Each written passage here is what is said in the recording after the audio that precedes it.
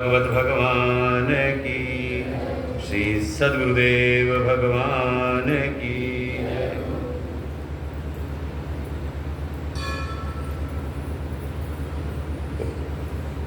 ओम सहना भवतु सहनो भुनक्तु सह वीर्यं करवावहै तेजस्विनावधीतमस्तु मा विद्विषावहै।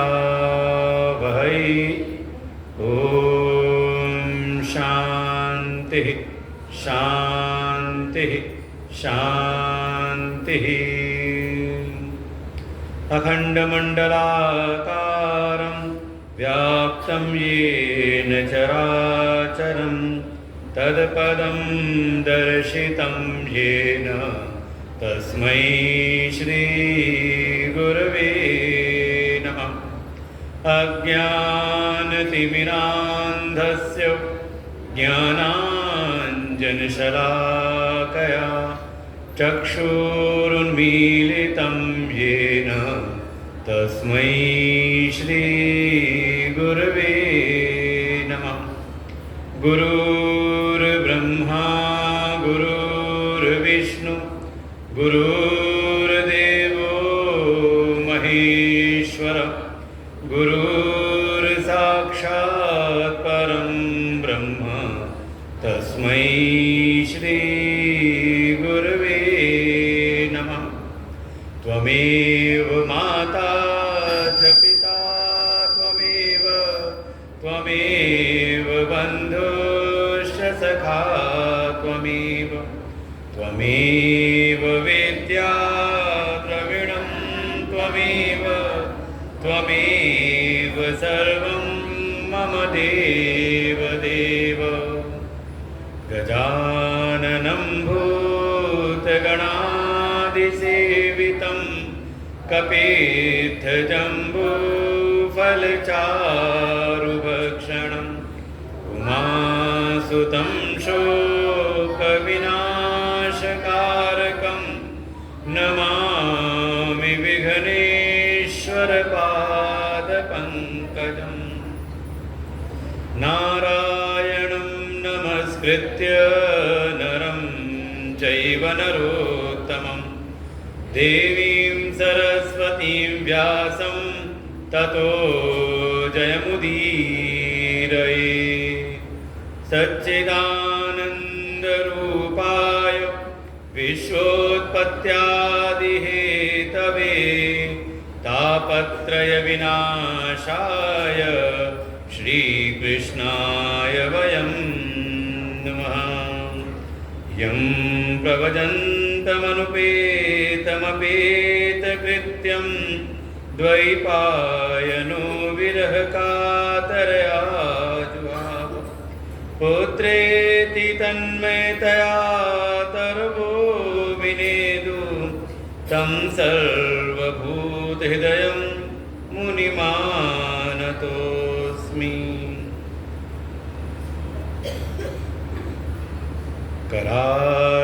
करारविन्देन पदारविन्दं मुखारविन्दे विनिवेशयन्तं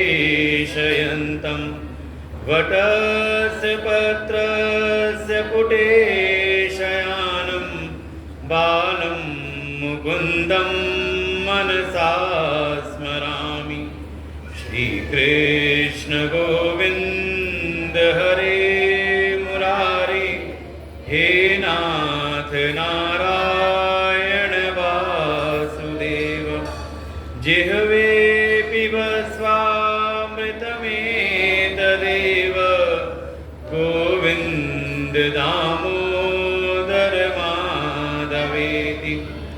विक्रेतु कामाखिलगोपकन्या मुरारिपादार्पितचेत्तवृत्ति दध्यादिकं मोहवशादवोच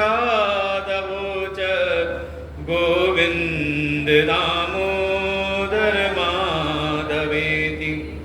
गृहे गृहे गोपवधूक मिलित्वा समवाप्य योगं पुण्यानि नामानि पठन्ति नित्यं गोविन्द दामोदर माधवेति सुखां शयानानि लये निजेऽपि नामानि विष्णो प्रवदन्ति मर्त्या ते निश्चितं तन्मयतां व्रजन्ति गोविन्द दामोदर माधवेति जिह्वे सदैवं भज सुन्दराणि नामानि कृष्णस्य मनोहराणि समस्तभक्तार्तिविनाशनानि गोविन्द दामोदर माधवेति जिह्वे रसज्ञे मधुरप्रियात्वं सत्यं हितं त्वां परमं वदामि आवर्णयेथा मधुराक्षराणि गोविन्द दामोदर माधवेति सुखावसाने त्विदमेव सारं दुःखावसाने त्विदमेव गेयं देहावसाने त्विदमेव जाप्यं गोविन्द दामोदर माधवेति त्वामेव याचे मम देहि जिह्वे समागते दण्डधरे कृतान्ते वक्तव्यमेवं मधुरं सुभक्त्या गोविन्द दामोदर माधवेति श्रीकृष्ण राधा वर गोकुलेश गोपाल गोवर्धन नाथ विष्णु जिह्वे पिबस्वामृतमेतदेव गोविन्द दामोदर माधवेति श्रीकृष्ण गोविन्द हरे मुरारी हे नाथ नारायण वासुदेव श्रीकृष्ण गोविन्द हरे मुरारी हे नाथ नारायण वासुदेव श्रीकृष्ण गोविन्द हरे मुरारी हे नाथ नारायण वासुदेव हे नाथ नारायण वासुदेव। श्रीशुकुवाच सम्यक् व्यवसिता बुद्धि तव राजर्षि सत्तमा वासुदेव कथायां ते यज्जाता नैष्ठिकीरति वासुदेव कथा प्रश्न पुरुषान् स्त्रीन् पुनातिः वक्तारं पृच्छकं श्रोत्रिन् तत्पादसलिलं यथा। आनंद कंद सच्चिदानंद परम पुरुषोत्तम भगवान श्री राधा कृष्ण के चरणों में कोटशः नमन। परमात्मा के विभिन्न स्वरूप प्रातः स्मरणीय परम श्रद्धेय परम वंदनीय अनंत श्री भूषित श्री सद्गुरुदेव भगवान के चरणों में कोटशः नमन। पूज्य गुरुदेव भगवान के कृपा पात्र संतवृंद आचार्यगण समस्त भगवत भक्त श्रद्धा भक्ति स्वरूपणी मातृशक्ति श्रीमद् भागवत कथा के अंतर्गत महामुनि सुखदेव जी भगवान श्री कृष्ण के अवतार की कथा प्रारंभ करते हैं। अन्य जो अवतारों की कथा सुनाई राजा परीक्षित को थोड़ा संक्षिप्त करते हुए, और जैसे ही भगवान कृष्ण जो यदुवंश में जिनका अवतार हुआ है, जैसे ही कथा प्रारंभ की, राजा परीक्षित जी ने प्रार्थना की सुखदेव जी से कथितो वंश विस्तारः, कि हे महामुनि सुखदेव जी, ये जो आपने कथा प्रारंभ की है भगवान श्री कृष्ण की, इनकी तो हमारे कुल परिवार पर अहेतु कृपा रही है, थोड़ा इनकी कथा को विस्तार से सुनाइए। आपने बहुत सारी कथाएं भगवान के अवतार चरित्र आपने संक्षिप्त करके सुनाए, लेकिन भगवान श्री कृष्ण की कथा सुनने की मेरी अभिलाषा है। जैसे इस प्रकार से प्रश्न पूछा, बात कही, महामुनि सुखदेव जी कहते हैं, हे राजन, वास्तव में तुम पर भगवान की अहेतु कृपा है, जो तुम्हारे हृदय के भीतर भगवत कथाओं से प्रीति है। वासुदेव कथायाम ये तेज जाता नैष्ठिकी रति, जिनके भीतर भी भगवत कथाओं से प्रीति होती है, भगवत कथाओं में निष्ठा होती है, वो वास्तव में भगवान के परम प्रिय हो जाते हैं। और तो और इस जगत में 3 लोग परम पवित्र होते हैं और भगवान के परम प्यारे बन जाते हैं, परम प्रिय होते हैं। भगवान भी उनसे प्रेम करते हैं, चाहे वो स्त्री हो चाहे वो पुरुष हो। कौन कौन? तो कहा वक्तारम, भगवान की कथा जो पूछने वाले, जो कहने वाले हैं, जो वक्ता हैं, वो तो भगवान के परम प्रिय हो जाते हैं, जो जगत में जा करके भगवान की कथाओं का वाचन करते हैं। दूसरा कहा श्रोत्रिन, जो कथा सुनने वाले हैं, कथा सुनने मात्र से ही उनका हृदय परम पवित्र हो जाता है और भगवान के प्रिय पात्र बनते हैं। लेकिन जगत में वक्ता भी बहुत है, श्रोता भी बहुत हो, सबके मन में इच्छा है कथा सुनने की, वक्ताओं के मन में भी हो कथा सुनाने की, लेकिन बीच की एक कड़ी है। कौन सी कड़ी? कहा कथा का आयोजन कराने वाले, पृच्छकम, इनकी तो क्या महिमा है। ये तो जब किसी संत के सानिध्य में जा करके उनसे कथा के लिए प्रार्थना करते हैं तो उससे उनका कल्याण तो होता ही है, उनके कुल परिवार और उनके पूरे समाज का कल्याण होता है। ये तो भगवान के परम प्रिय हो जाते हैं। इसीलिए चाहे जैसी व्यवस्था भी हो, अगर कोई कथा के आयोजन में अपना सहयोग करता है और मन के भीतर हो, और कह सकते हैं भगवान राधा कृष्ण की कृपा और हमारे सद्गुरुदेव भगवान की कृपा कि हमारे ग्राम समाज में ऐसा सुंदर स्थान हो। आज ही कुछ अधिकारी लोग आए थे, नए नए अधिकारी आए, तो उन्होंने कहा ये तो बड़ा रमणीय स्थान लग रहा है, बढ़िया सुंदर भगवान के दर्शन किए। और जब पूरे आश्रम को देखा, यहाँ के विद्यार्थियों से मिले, विद्यार्थियों ने उनको कुछ गीता जी के श्लोक सुनाए, वो तो बड़े प्रसन्न हो गए, कह रहे इतनी बढ़िया व्यवस्था यहाँ पर। तो ऐसी सुंदर रमणीय व्यवस्था भगवान की जहाँ पर कृपा है, नित्य जहाँ पर उनकी उपासना पूजा होती हो।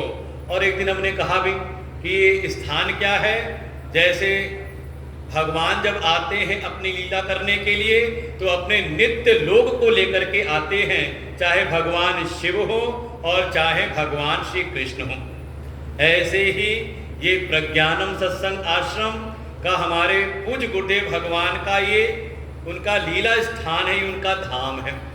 ऐसे सुंदर बढ़िया स्थान में अगर कोई आकर के कथा सुने, इसीलिए महिमा है हमारी जो आयोजन समिति है, प्रज्ञानम सत्संग आश्रम की जो समिति है, उनके जो भी पदाधिकारी हैं, जो भी जिनका भी उनमें सहयोग रहता है किसी न किसी रूप में भी, चाहे वो छोटा हो चाहे बड़ा हो, वो सब के सब भगवान के कृपा पात्र बनते हैं। इसी में कोई आगे बढ़ करके कि नहीं ये बढ़िया व्यवस्था तो है, हम भी यजमान बन करके कथा सुनेंगे, तो समझ लो सुखदेव जी कहते हैं, भागवत में वर्णन किया, वासुदेव कथा प्रश्न पुरुषां स्त्रीन पुनाति ही। कोई अगर कथा को पूछने वाले हों, कथा का आयोजन कराने वाले हों, उनकी तो क्या महिमा गाई जाए। वे तो परम पवित्र हो जाते हैं और भगवान सदैव उन पर अपनी कृपा बरसाते हैं। भगवान के अवतार की कथा सुनाई कि भगवान श्री कृष्ण प्रकट तो हुए मथुरा में, लेकिन टिकते नहीं, रात्रि में ही निकल गए, चले गए गोकुल। कारण है इस समय मथुरा में अहंकारी कंस का साम्राज्य है, इसलिए वहां नहीं रुकते, वहां भेज दिया। अब जो उनकी माया प्रकट हुई थी यशोदा के गर्भ से, उनको भेज दिया मथुरा में और स्वयं आ गए गोकुल में। कारण है कि मथुरा में अभी साम्राज्य है अहंकारी कंस का। जहां अहंकार का साम्राज्य हो वहां परमात्मा नहीं बल्कि वहां उनकी माया कार्य करती है और अहंकारी मनुष्य की बुद्धि को वो मोहित किए रहती है। और ये जो गोकुल है, ये गोकुल है भगवान के भक्तों की नगरी, जहां भगवान के भक्त निवास करते हो। भगवान कहीं भी प्रकट हो आ जाते हैं भक्तों के बीच में ही। इसलिए भगवान रात्रि में ही आ गए गोकुल। और जैसे ही भगवान गोकुल में आए, यहाँ तो उत्सव प्रारंभ हुआ। उधर जो गई थी माया, देव की वसुदेव के माध्यम से तो भगवान प्रकट हुए और भगवान की ही माया प्रकट हुई थी नंद बाबा और यशोदा की यहाँ कन्या के रूप में। वो आ गई मथुरा में और जैसे ही मथुरा में आई, बड़ा सुंदर दृश्य है। कल तो था ही, जैसे भगवान आए होंगे ना जिस समय, हमारे अध्यक्ष जी कह रहे थे कि वैसी बारिश हो रही थी कि यमुना जी भी उफान पर आ गए कि चलना मुश्किल हो गया। वसुदेव जी को कि ले आकर के छोड़ करके आए, यमुना जी नाक तक आ गई उनकी। तब भगवान ने कृपा की, अपने चरण स्पर्श कराए यमुना जी को और फिर यमुना जी घुटने के बराबर हुई। तो ऐसी कर बरसात थी।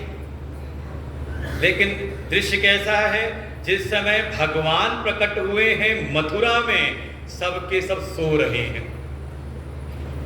कल तो कोई सो नहीं रहा था ना कथा में। मथुरा में भगवान आए तो सब सो रहे थे और उधर गोकुल में प्रकट हुई भगवान की माया, तो वहां सब सो रहे थे। हो गई थोड़ी सी अदला बदली।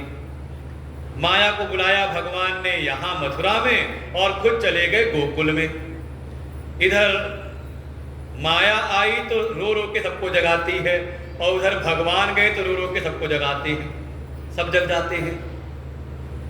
संतों ने कहा बच्चों को यही पहचान है कि आपने ये 9 द्वार वाला जो पुर है, 9 द्वारे पुरे देही पुरंजन की कथा आप विचार करें तो वहां पर ये 9 द्वार वाला पुर कहा गया जिसमें जीव का निवास होता है। ये हमने अपने इस 9 द्वार वाले पुर को कैसा बनाया है, मथुरा बनाया है या गोकुल, यहीं से विचार करना पड़ता है। कैसे पहचान हुई कि लक्षण क्या है? का लक्षण यही है कि इस 9 द्वार वाले पुर में रह करके हमारी कब किस प्रकार की स्थिति होती है।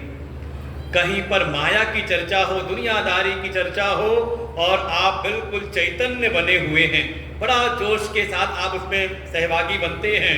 और जैसे ही वहाँ कोई भक्त आए और कोई भगवान की भक्ति की चर्चा करने लगे, निमंत्रण देने लगे, हमारे यहाँ कथा है, और लगा रहे ये सब बेकार की सब चीज़ें हैं। और कथा में आए तो ये 9 द्वार वाले पुर में बैठ करके आए हम कथा में, और जैसे ही कथा शुरू हुई तो हम सो गए। तो मतलब कौन से हैं? समझ लो फिर मथुरा वाली, मथुरा पूरी बना रखी हमने अपने शरीर को। और मान लो कहीं ऐसा जीवन में है कि जब संसार में व्यवहार करने गए तो कहीं मन लगता नहीं, जहाँ जो अपने कर्तव्य उनका हम निर्वहन कर लेते हैं।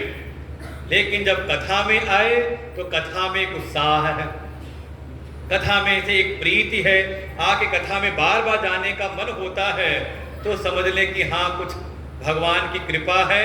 ये 9 द्वार वाला जो पुर है ये गोकुलपुरी बनी हुई। श्री कृष्ण गोविंद हरे मुरारी,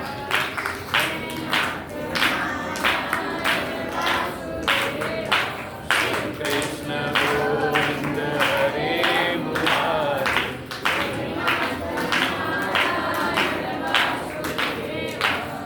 कृष्ण गोविंद हरे मुरारी, हे नाथ नारायण वासुदेव।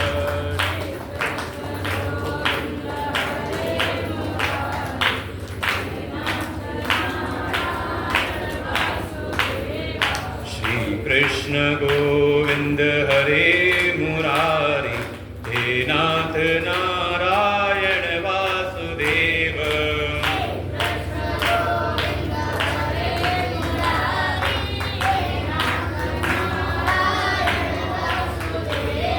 श्रीशुकुवाच बहिरन्तः पुरद्वार सर्वा पूर्वदावृताः ततो बालध्वनिं श्रुत्वा गृहपाला समुत्थिताः। भगवान आए मथुरा की कारागृह में, सारे द्वारपाल सो गए, सारी मथुरा नगरी सोई हुई है। और जैसे ही वो माया रूपी कन्या आई, वो जोर जोर से रोने लगती है और उसकी रोने की आवाज़ सुन करके वो सारे द्वारपाल जग गए। जा करके राजा कंस को सूचना दी। राजा कंस भी आया गिरते पड़ते हुए, अरे ये 8वां गर्भ है, मेरा काल ही है। गिरते पड़ते आया देवकी की गोद से। जो ही उस कन्या को पकड़ के पटकने को हुआ, वो तो हाथ उड़ा करके आकाश में प्रकट हो जाती हैं। अदृश्यतानुजा विष्णु सायुधा अष्ट महाभुजा, 8 महाभुजाओं से युक्त, सब में अस्त्र शस्त्र सिंह वाहिनी है। सारे देव गंधर्व आकर के पुष्प वर्षा करते हैं, लेकिन ये कंस तो भयभीत होकर के देखता है। और फिर जो देवी प्रकट हुई, इन्होंने फटकार लगाई कंस को, किम मया हतयः मंद जाता कृतवान कृत, हे मूर्ख, मुझको मार करके तेरा क्या भला होगा। तेरा जो पूर्व का शत्रु है, तेरा जो काल है, वो तो कहीं और जन्म ले चुका है। व्यर्थ में वसुदेव और देवकी को कष्ट मत दे। ऐसा कह करके वो देवी तो विलुप्त हो गई। इधर देवी की बात सुन करके बड़ा भयभीत हुआ और फिर क्षमा मांगता है वसुदेव देवकी से ये कंस भी। देखो अभिमानी व्यक्ति यही है, कब झुक जाए, कब प्रेम दिखाए, कब उदरता पे आ जाए, उसका कोई भरोसा नहीं। तुरंत उनको क्षमा याचना की, अरे मेरी बहन, अरे मेरे बहनोई, अरे इसमें मेरा कोई दोष नहीं है। देखो देखो अभी आपने भी सुना ना, पहले भी आकाशवाणी हुई थी, कहा दैवम अपि अनितम वक्ति। देखो देवता लोग भी झूठ बोलने लगे। वो जो देवताओं की आकाशवाणी हुई थी उस समय, वो झूठ बोल करके मुझसे देखो कैसे अपराध करा दिए। अभी ये देवी कह के गई हैं कुछ बात, इसलिए आप शोक ना करें। सबके अपने कर्मों का फल है, कोई किसी को मारता मरवाता नहीं, सब अपने कर्मों के प्रारब्ध अनुसार ही सबको जीवन मिलता है। वहां से बंधन मुक्त कर दिया। लेकिन जैसे ही आया अपनी सभा में दुष्टों के साथ बैठा, यहाँ तो विचार प्रारंभ हुआ। राजन, वो देखो देवी कह के गई हैं, आपका जो शत्रु है वो विष्णु, वो कहीं जन्म ले चुका है, क्या किया जाए। किसी ने कहा ऐसा करते हैं, जितने भी नवजात शिशु हुए हैं एक तरफ से सबको मरवा देते हैं। किसी ने कहा ऐसा करना ठीक नहीं, कहीं प्रजा पलायन न कर जाए। ऐसे ऐसे सबने अपने तर्क वितर्क किए। किसी ने कहा आपको इसमें चिंता करने की क्या आवश्यकता है, आपके पास तो एक से बढ़कर एक मायावी दैत्य हैं, आप किसी को भी लगा दो चुपके से। धीरे धीरे जा करके चुपचाप जितने भी नवजात शिशु होंगे, 8-10 दिन के जो बालक होंगे, धीरे धीरे छुप करके सबको मार डालेगा अपनी माया से छुप करके। किसी को पता भी नहीं चलेगा, लगेगा कोई बीमारी उमारी फैल गई। ऐसे ऐसे युक्तियां से बताने लगे, कहाँ जा करके ढूंढना जाए। तो एक ने युक्ति बताई कि वास्तव में जो आपका जो शत्रु है वो रहता कहाँ है, कहाँ उसको आश्रय मिलता है। मूलम ही विष्णु देवानाम यत धर्म सनातन तस्य च ब्रह्म गो विप्रा तपो यज्ञ सदक्षिणा। वो जो आपका शत्रु है वो वहीं रहता है जहाँ सनातन धर्म की स्थापना हो, जहाँ सनातन धर्म के कार्य किए जाते हों। और सनातन धर्म के कौन से मुख्य कार्य हैं? कहा जहाँ गौ की सेवा होती हो, जहाँ विप्र वेद पाठी ब्राह्मणों की सेवा होती हो, जहाँ तपश्चर्या कोई संत आकर के तपश्चर्या करते हों, जहाँ पर नित्य योग यज्ञ होम इत्यादि होता हो। ये समझ लें, ये सब के सब स्थान हैं, यहीं पर सनातन धर्म प्रतिष्ठित है और यहीं पर भगवान का नित्य। अब वो भगवान तो नहीं, ये तो हम लोग के मुंह से निकल गया भगवान। उन सब ने कहा वो आपका जो शत्रु है विष्णु वहीं पर रहता है। जहाँ पर भी गाय की सेवा हो, वेद पाठी ब्राह्मणों के, विप्र धेनु सर सुर संतहित लीन मनुज अवतार, इन चारों की रक्षा करने के लिए भगवान अवतार लेते हैं। ये शास्त्रों का एक संकेत है कि ये वास्तव में ये ईश्वरीय कार्य है। अगर जहाँ कहीं भी ऐसे कार्य होते हों, जहाँ गौ की सेवा हो, जहाँ वेद पाठी ब्राह्मणों की सेवा हो, जहाँ देवताओं की उपासना होती हो और जहाँ संतों का निवास हो, संतों की सेवा हो, वास्तव में वहीं भगवान का निवास होता है। और ऐसी जगह पर अगर हमारी सेवा लगे तो ये हमारी सेवा साक्षात सीधे ईश्वर को प्राप्त होती है। ये ईश्वरीय कार्य में सहयोग कहा जाता है। ऐसा सबने निश्चय किया और फिर तैयारी हो गई और उधर गोकुल में भगवान प्रकट हुए। भगवान के आते ही सूचना मिली नंद बाबा को। वो तो तुरंत नहा धो करके अपने आचार्यों को लेकर के आए।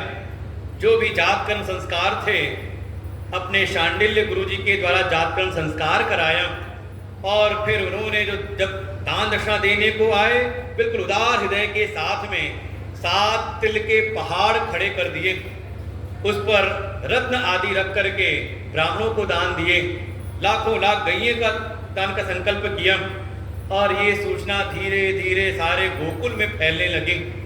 अरे हमारे जो सामंत हैं, नंद बाबा हैं, इस अवस्था में उनके यहाँ लाला का जन्म हुआ है। सब कोई ना कोई भेंट की सामग्री लेके दूध, दही, घी, मिश्री इत्यादि सब लेकर के आते हैं और बधाइयाँ गाते हुए उनको बधाई देते हैं। और तो और वहाँ पे चलने लगा उत्सव। सब वो बाबा बैठे, नंद बाबा बैठे थे बढ़िया साफा बांध करके, नहा धो करके, बिल्कुल इत्र फुले लगा करके। तब तक कोई आया, दही का मटका ले करके किसी से ठोकर लगी, जा करके पूरा मटका बाबा के सिर पर, वो बिल्कुल दूध दही से बिल्कुल नहाते हुए। और इसके बाद तो जैसे यही उत्सव चल पड़ा।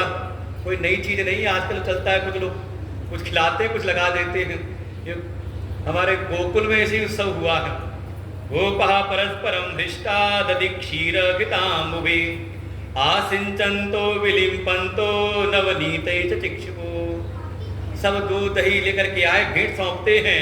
कोई माखन लेके एक दूसरे को खिलाता भी है, लगा भी देता है। ऐसे ही नित्य उत्सव शुरू हो गया।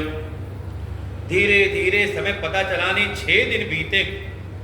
नंद बाबा को स्मरण में आया कि समय है राजा को कर चुकाने का। वार्षिक कर की सामग्री लेकर के कुछ बैलगाड़ियों पर और यहाँ गोकुल की व्यवस्था, अन्न जो गोप है उनको सौंप करके नंद बाबा तो चल पड़े मथुरा की ओर वार्षिक कर देने के लिए। और इधर जैसे ही बाबा पहुँचे मथुरा में, जा करके राजा कंस को कर चुकाया और साथ ही अपने पुत्र, अपने उत्तराधिकारी की भी सूचना दी राजा को। बताया कि मेरे यहाँ भी भगवत कृपा से पुत्र का जन्म हो गया है। कंस ने पूछा कब हुआ? कभी इसी अष्टमी की रात्रि को। उसको याद आया वो अष्टमी की रात्रि तो थी जो कन्या हाथ उड़ा के भाग गई थी। ऊपर से कुछ कहा नहीं, सचेत हो गया। इधर नंद बाबा कंस को कर चुकाने के बाद उनको स्मरण आया अपने मित्र वसुदेव जी का। और वसुदेव जी को भी सूचना मिली कि गोकुल से नंद बाबा आए हुए हैं। दोनों जब मिलते हैं, दोनों का जो प्रेम है, नंद बाबा जी के जीवन में अतिरेक में हर्ष है, लेकिन अपनी प्रसन्नता प्रकट नहीं करते। और उधर जो वसुदेव जी हैं उनके चित्त में शोक है, लेकिन जब नंद बाबा से मिलते उनको बधाई देते हैं, अपना शोक प्रकट नहीं करते। ऐसे जब मिले, वसुदेव जी ने कहा, अरे नंद बाबा, ऐसे आनंद के क्षणों में तुम यहाँ क्या करने आए हो? अगर राजा को करवर दे चुके हो तो अब ज्यादा देर यहाँ पर न रहो।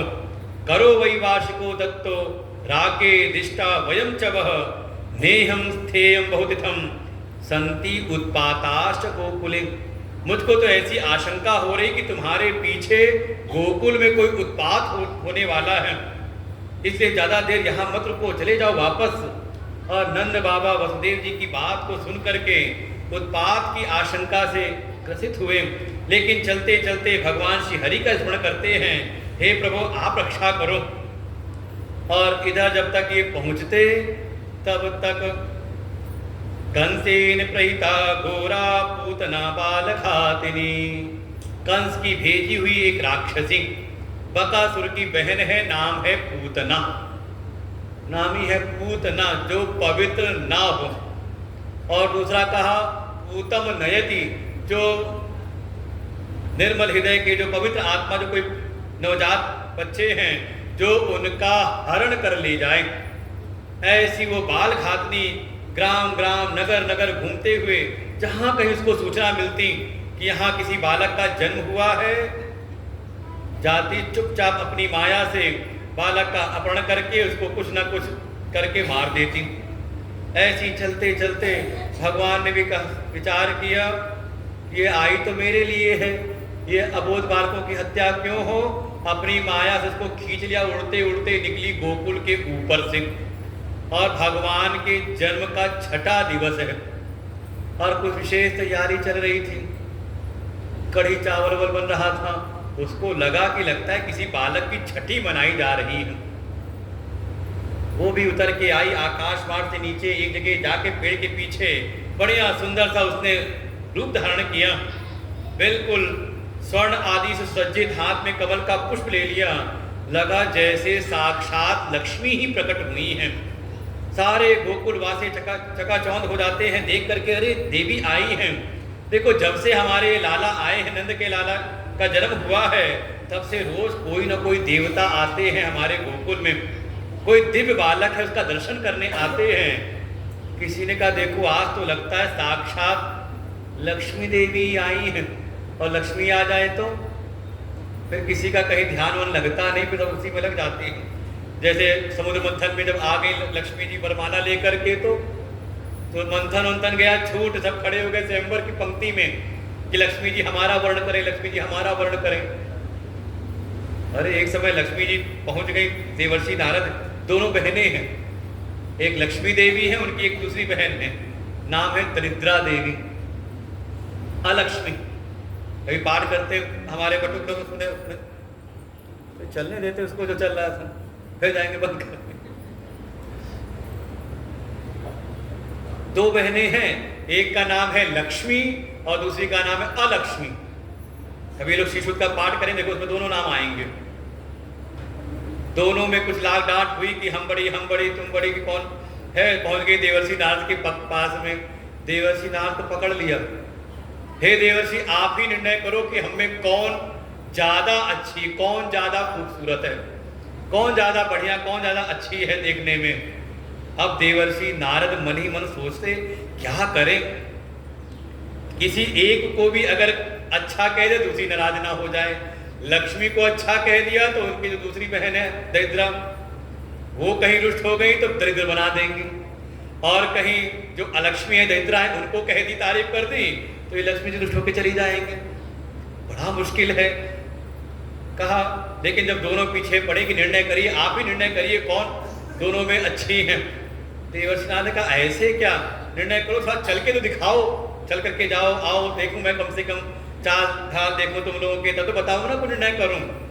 तो दोनों जब जाती हैं और चल करके आती है, तो देवर्षि ने कहा अरे क्या बताऊं, ये जो दरिद्रा देवी है जब ये जा रही है तो बड़ी अच्छी लग रही हैं, और जो लक्ष्मी है जब ये आती है तो बहुत सुंदर लगती हैं। और करके वहां से नारायण करके निकले। बिल्कुल लक्ष्मी का स्वरूप, हे मांगना, ऐसा सुंदर रूप देखा, सारे गोकुलवासी मोहित होते हैं। वो पूछती बाद में, लोग पहले कहते अरे देवी हम समझ गए आप कहाँ किसका दर्शन करने आई हो, नंद बाबा का महल उधर है, वहां सीधे चली जाओ। और ये सीधे पहुंची नंद बाबा के महल में। यशोदा मैया लाला को लिए गोद में खिला रही हैं, उधर रोहिणी जी भी अपने लाला को, बलराम जी भी आए हुए हैं, पहले आ गए हैं, उनको लेकर के गोद में दुलार कर रही हैं। ये जैसे ही अंदर पहुंची, अरे इनकी चमक धमक को देख करके, ये जो अभी लाला में ध्यान था भगवान को देख रही थी, अब ये उसको देखने लगी, बिल्कुल टकटकी लगा के, अरे आज तो लगता है साक्षात श्री देवी आई हैं, लाला पर कृपा होगी इनकी भी। और भगवान इतने में रोने लगे।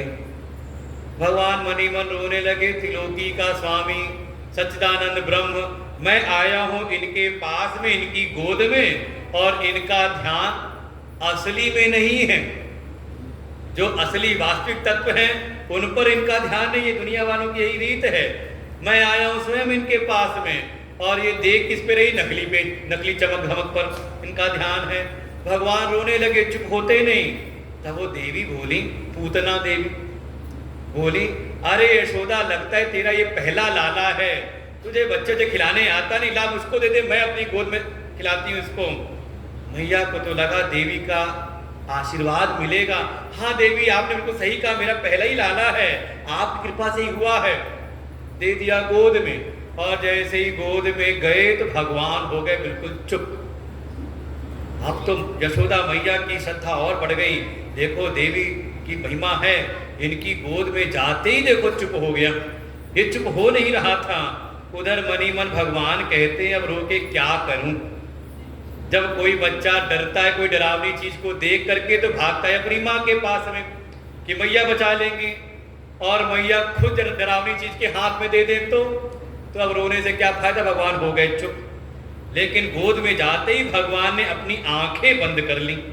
चरा चरा आत्मा आस निमिलिते क्षण, अपनी आंखों को भगवान ने कर लिया बंद, बिल्कुल जोर से आंखें मूंद ली। अब तो संत लोग यही विचार करने लगे कि भगवान ने आंखें क्यों बंद कर ली। तो सब कोई न कोई अपने मन के भाव वहां व्यक्त करते हैं। किसी ने कहा, देखो भगवान लीला करते हैं हम सबको कोई ना कोई संदेश देने के लिए। भगवान देखो जैसे ही उस मायामयी पूतना जो बाल हत्यारिन है, पापिनी है, उसके पास गए तो भगवान ने आंखें बंद कर ली, जैसे भगवान संकेत कर रहे हैं कि संतों का दर्शन करो, किसी पुण्यात्मा के दर्शन करो तो आपके पापों का क्षय होता है। संत दर्श जीव पातक टरई। और इसका ठीक उल्टा, अगर पापी का दर्शन करो तो किसी अधर्मी से मेल जोल बढ़ाओ, उसको उसके दर्शन करो तो ऐसे ही पापी के दर्शन से जो हमारे पुण्य अर्जित हैं, पुराने जो पुण्य अर्जित हैं, कहा वो पुण्यों का क्षय हो जाता है। इसलिए अपनी कमाई बचा के रखा करो। ये जितना यहाँ के पूजा पाठ करते हो, संतों की सेवा करते हो, भटकों की सेवा करते हो, तो जब जाओ तो कोई अगर पापी कोई अधर्मी दिखाई दे तो वो उधर से आए तो इधर निकल जाओ, दर्शन मत करो, उसे मेलजोल मत करना। और किया तो जितना पुण्य यहाँ इकट्ठा कर रहे हो, वो आकर के एक क्षण में ही आपके सारे पुण्यों को नष्ट कर देगा। भगवान कहते हैं आंखें बंद कर लेनी चाहिए। किसी ने कहा, अरे नहीं, भगवान को लगा कैसा मेरा दुर्भाग्य है, पिछले जन्म भी अवतार लिया था, त्रेता युग में आया था, सबसे पहली मुठभेड़ हुई थी एक स्त्री से, और यहाँ भी देखो पहली मुठभेड़ स्त्री से ही हो रही है। वहां थी ताड़का और यहाँ पर है पूतना। तीनों में 3 अक्षर हैं दोनों के नाम में। भगवान कहते हैं देखो जीव जब आता है तो अविद्या से ग्रस्त होकर के आता है, अविद्या के वश में रहता है, लेकिन भगवान अपने सर्वज्ञता को यहाँ स्थापित करते हैं कि उनके सामने अविद्या माया की कोई भी छाया कार्य नहीं करती, और संकेत करते हैं कि जीव जब जीव का जो जन्म हुआ है तो अविद्या के वश होकर के हुआ है। इसलिए जीव का प्रथम कर्तव्य है कि संतों के सानिध्य में जा करके सद्गुरु शरण में रहते हुए साधना उपासना करते हुए सबसे पहले उनसे ज्ञान प्राप्त करे और अपने भीतर के अज्ञान अविद्या का नाश करे। ये जीव का कर्तव्य है। किसी ने कहा, भगवान कहते हैं मैं तो आया था गोकुल में, जन्म तो हुआ था मथुरा में, आया था गोकुल में कि यहाँ पर ग्वालों के बीच रह करके दूध दही माखन मिश्री का भोग लगाऊंगा। यहाँ माखन मिश्री तो क्या, छठे दिन देखो आ गई जहर पिलाने के लिए कड़वी दवा लेकर के। किसी ने कहा, अरे नहीं, ये भगवान जान गए कि ये पूतना है, कालकूट नाम का विष लगा करके आई है, क्योंकि जब ये भगवान गए थे राजा बलि के यज्ञ मंडप में वामन बन करके, तो वहीं पर राजा बलि की कन्या रत्नमाला, जब उसने उस बालक को देखा, वामन भगवान को देखा, उनके रूप माधुर्य पर मोहित होती है, मन का भाव होता है कि ये बालक सुंदर बालक मेरा होता तो इसको मैं अपने स्तनों से दूध पिलाती। भगवान ने भीतर बैठे कहा तथास्तु।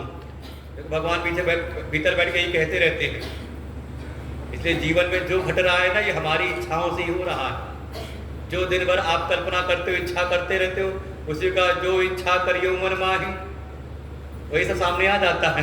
हरि प्रसाद का जो दुर्लभ नाही, आपने दुख मांगा तो दुख चाहा। हाँ, अब ये कि दुख आता है तो सुख का चोला पहन करके आता है। हम जो दिन रात जो इच्छाएं करते हैं, भगवान कहते तथास्तु, चिंता न करो, वैसा ही होगा। भगवान ने कहा तथास्तु, लेकिन तभी जब भगवान वामन से हुए विराट संकल्प होने के बाद और 2 पग में इस लोक परलोक की संपत्ति नाप ली, तीसरे पग के लिए कुछ रहा नहीं, तो गरुड़ को आज्ञा देके राजा बलि को बंधवा दिया, बांध के डाल दिया, ये मेरा ऋणी है।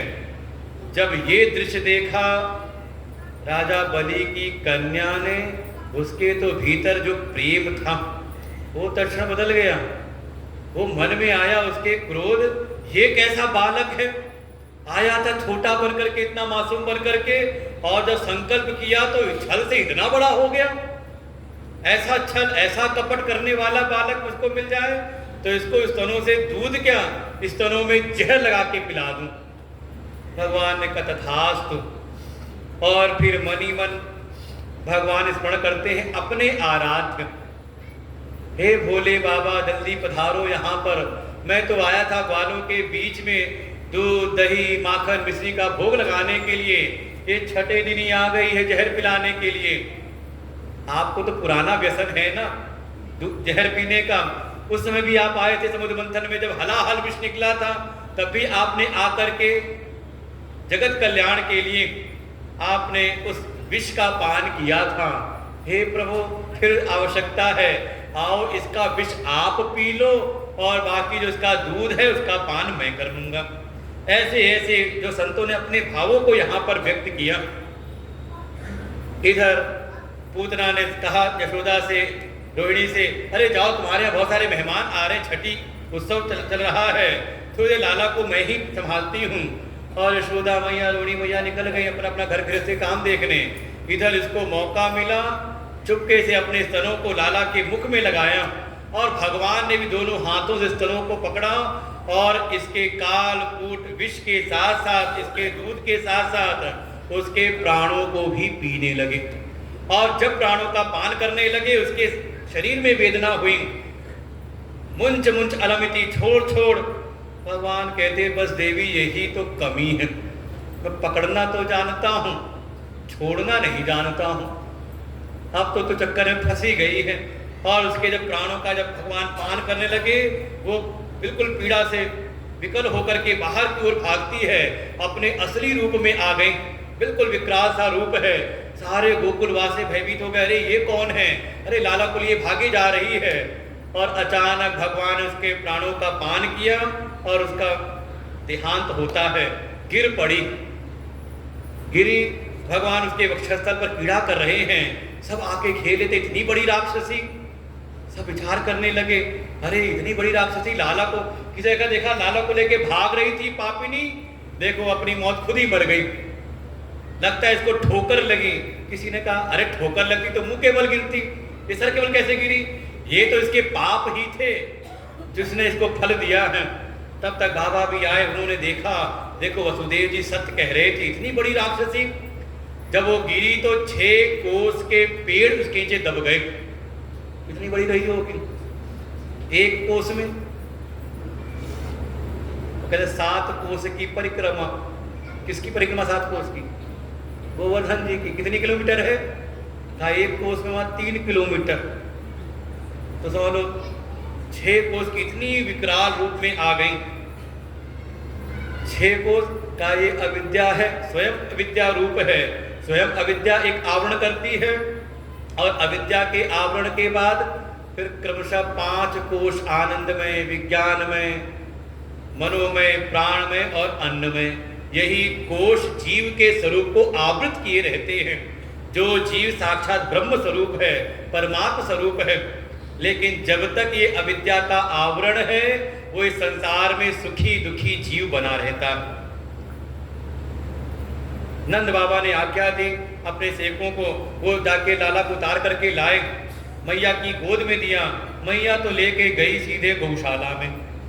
गोमूत्रेण स्नापयित्वा पुनर्घोर सार्वकम रक्षाम चक्र शक्ता द्वादश अंगेषु नामपि।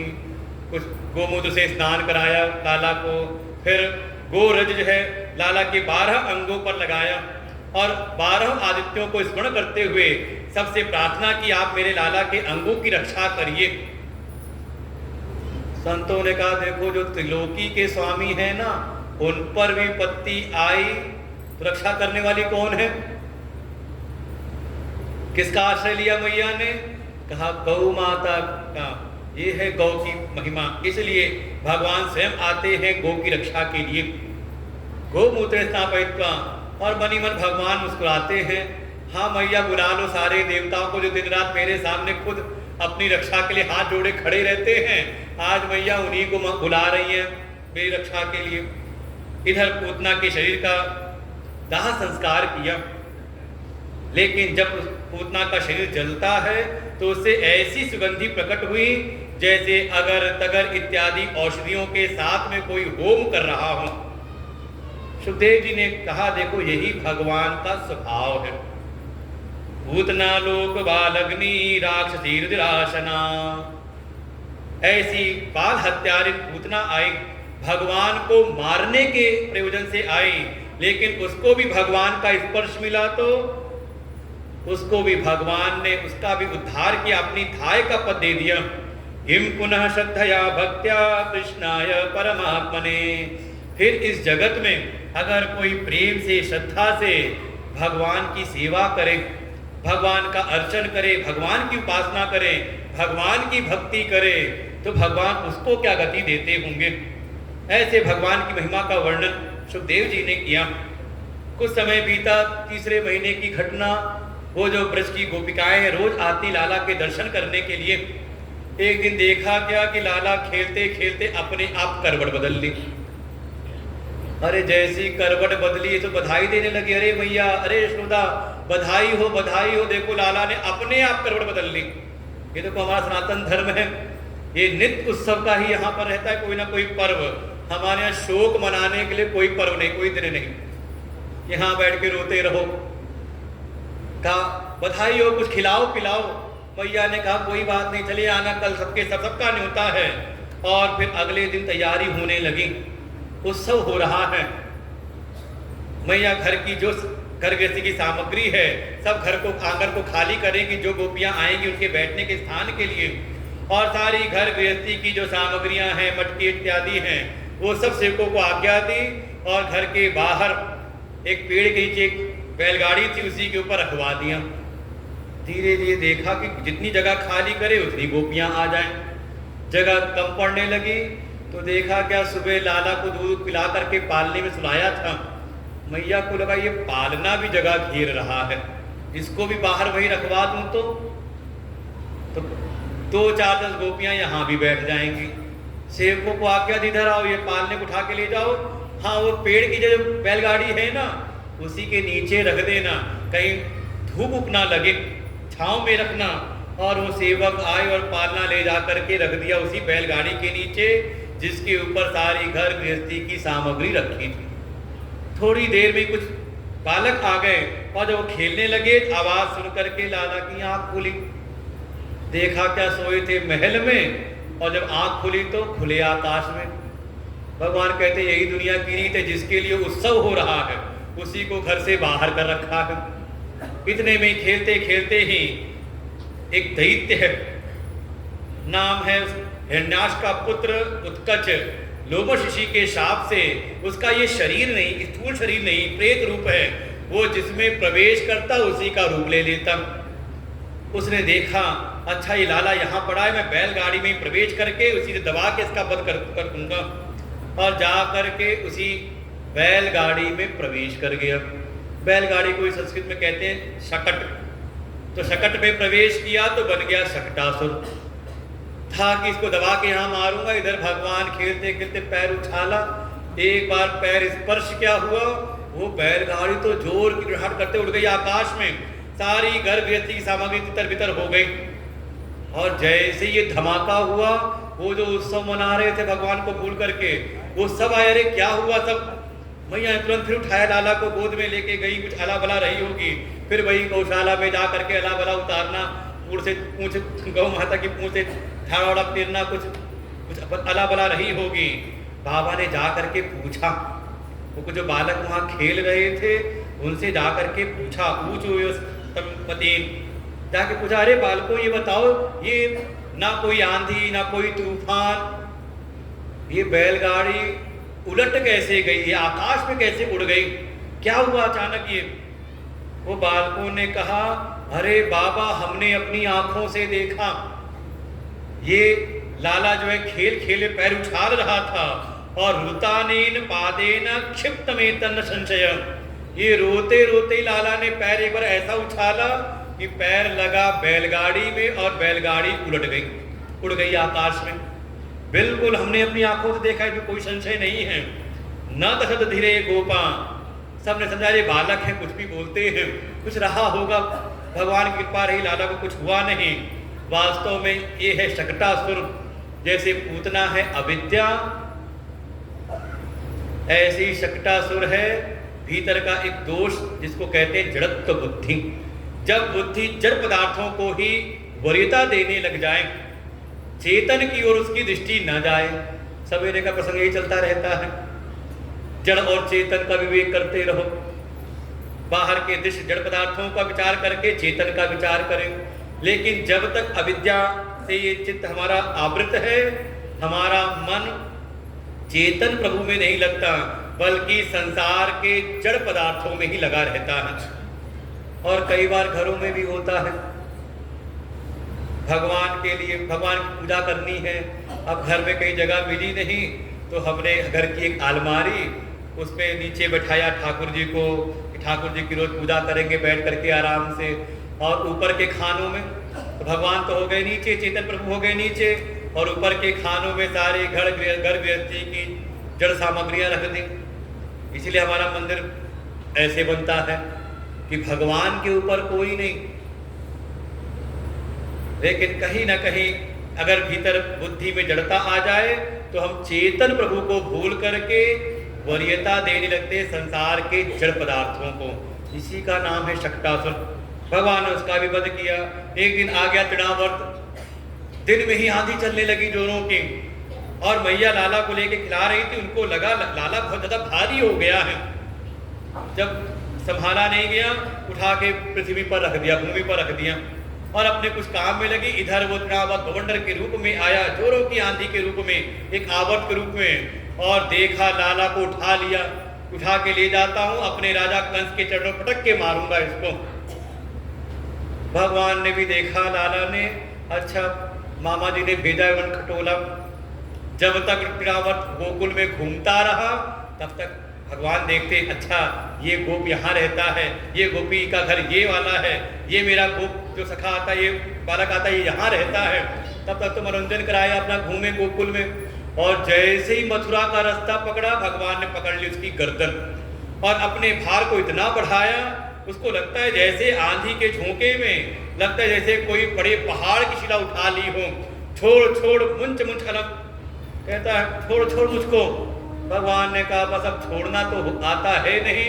ऐसी गर्दन दबाई उसकी, उसका भी हो गया गोविंदाय नमो नमः। तृणावर्त ये आवर्त के रूप में है, भगवान ने इसका वध किया। भगवान कहते देखो ऐसे ही एक आंधी आती है अपने भीतर भी। कौन सी आंधी? आंधी आती है क्रोध की।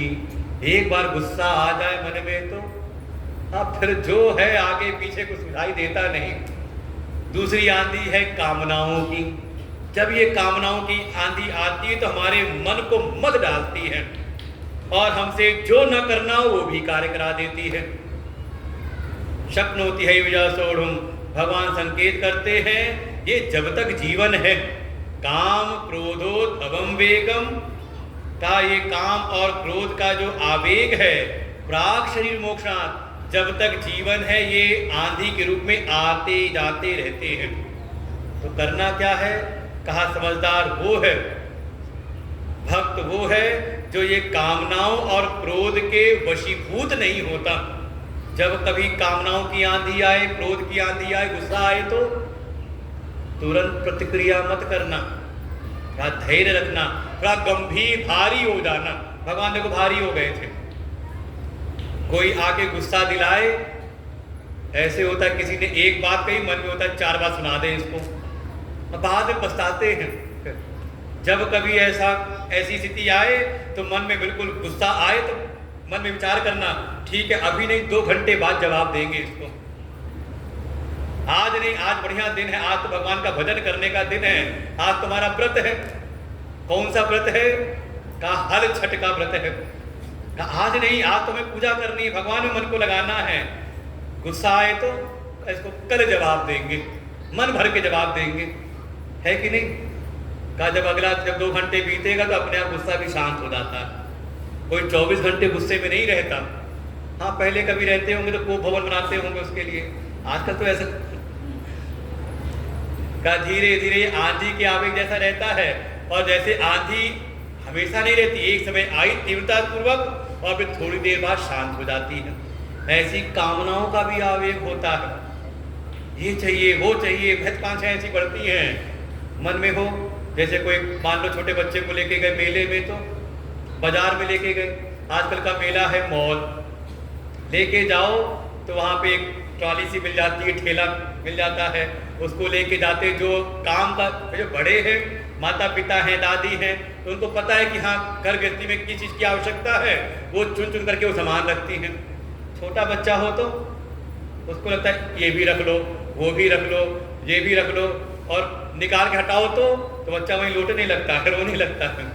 तो समझदार जो दादी है, समझदार जो माँ है, वो कहती है अरे बेटा ये यहाँ अच्छा नहीं मिलता, वो घर के पास जो है ना दुकान, वहाँ ये बढ़िया वाला मिलता है, वहीं दिलाऊंगी। और इधर तो बच्चा को पहला फुसला करके ले आए, घर आए ना तो दादी को याद रहा ना बच्चे को याद रहा। ऐसे ये बच्चा है अपना मन, इसमें दुनिया को देख रहे कौन कौन सी कामनाएं मन में आती रहती हैं, ये भी मिल जाए वो भी मिल जाए। कहीं जाता है मन, ये तो उसको कोई अच्छी चीज मिल जाए तो मन होता है हमारे पास क्यों नहीं है, बढ़िया गाड़ी दिखी हमारे पास भी होनी चाहिए, बढ़िया कोई मकान दिखा हमारे पास भी होना। ये मन ऐसे ही है, इसको कह तो नहीं ठीक है बाद में अच्छा वाला मिलेगा तो देखेंगे अच्छा नहीं है। कैसे भी अपनी कामना और क्रोध के आवेग पर थोड़ा संयम रखें। ऐसा कभी आवेग आए थोड़ा भारी हो जाए, हल्के ना रहे कि क्रोध उड़ा के ले जाए आपको और फिर आपसे कोई प्रतिक्रिया करा दे और बाद में जब आंधी शांत हो तो आप सिर पकड़ के पछताओ, अरे हमने ये क्या कर दिया। आ गए एक समय वसुदेव जी के कुल पुरोहित हैं गर्गाचार्य जी, नंद बाबा ने स्वागत किया, साथ में शांडिल ऋषि भी आ गए।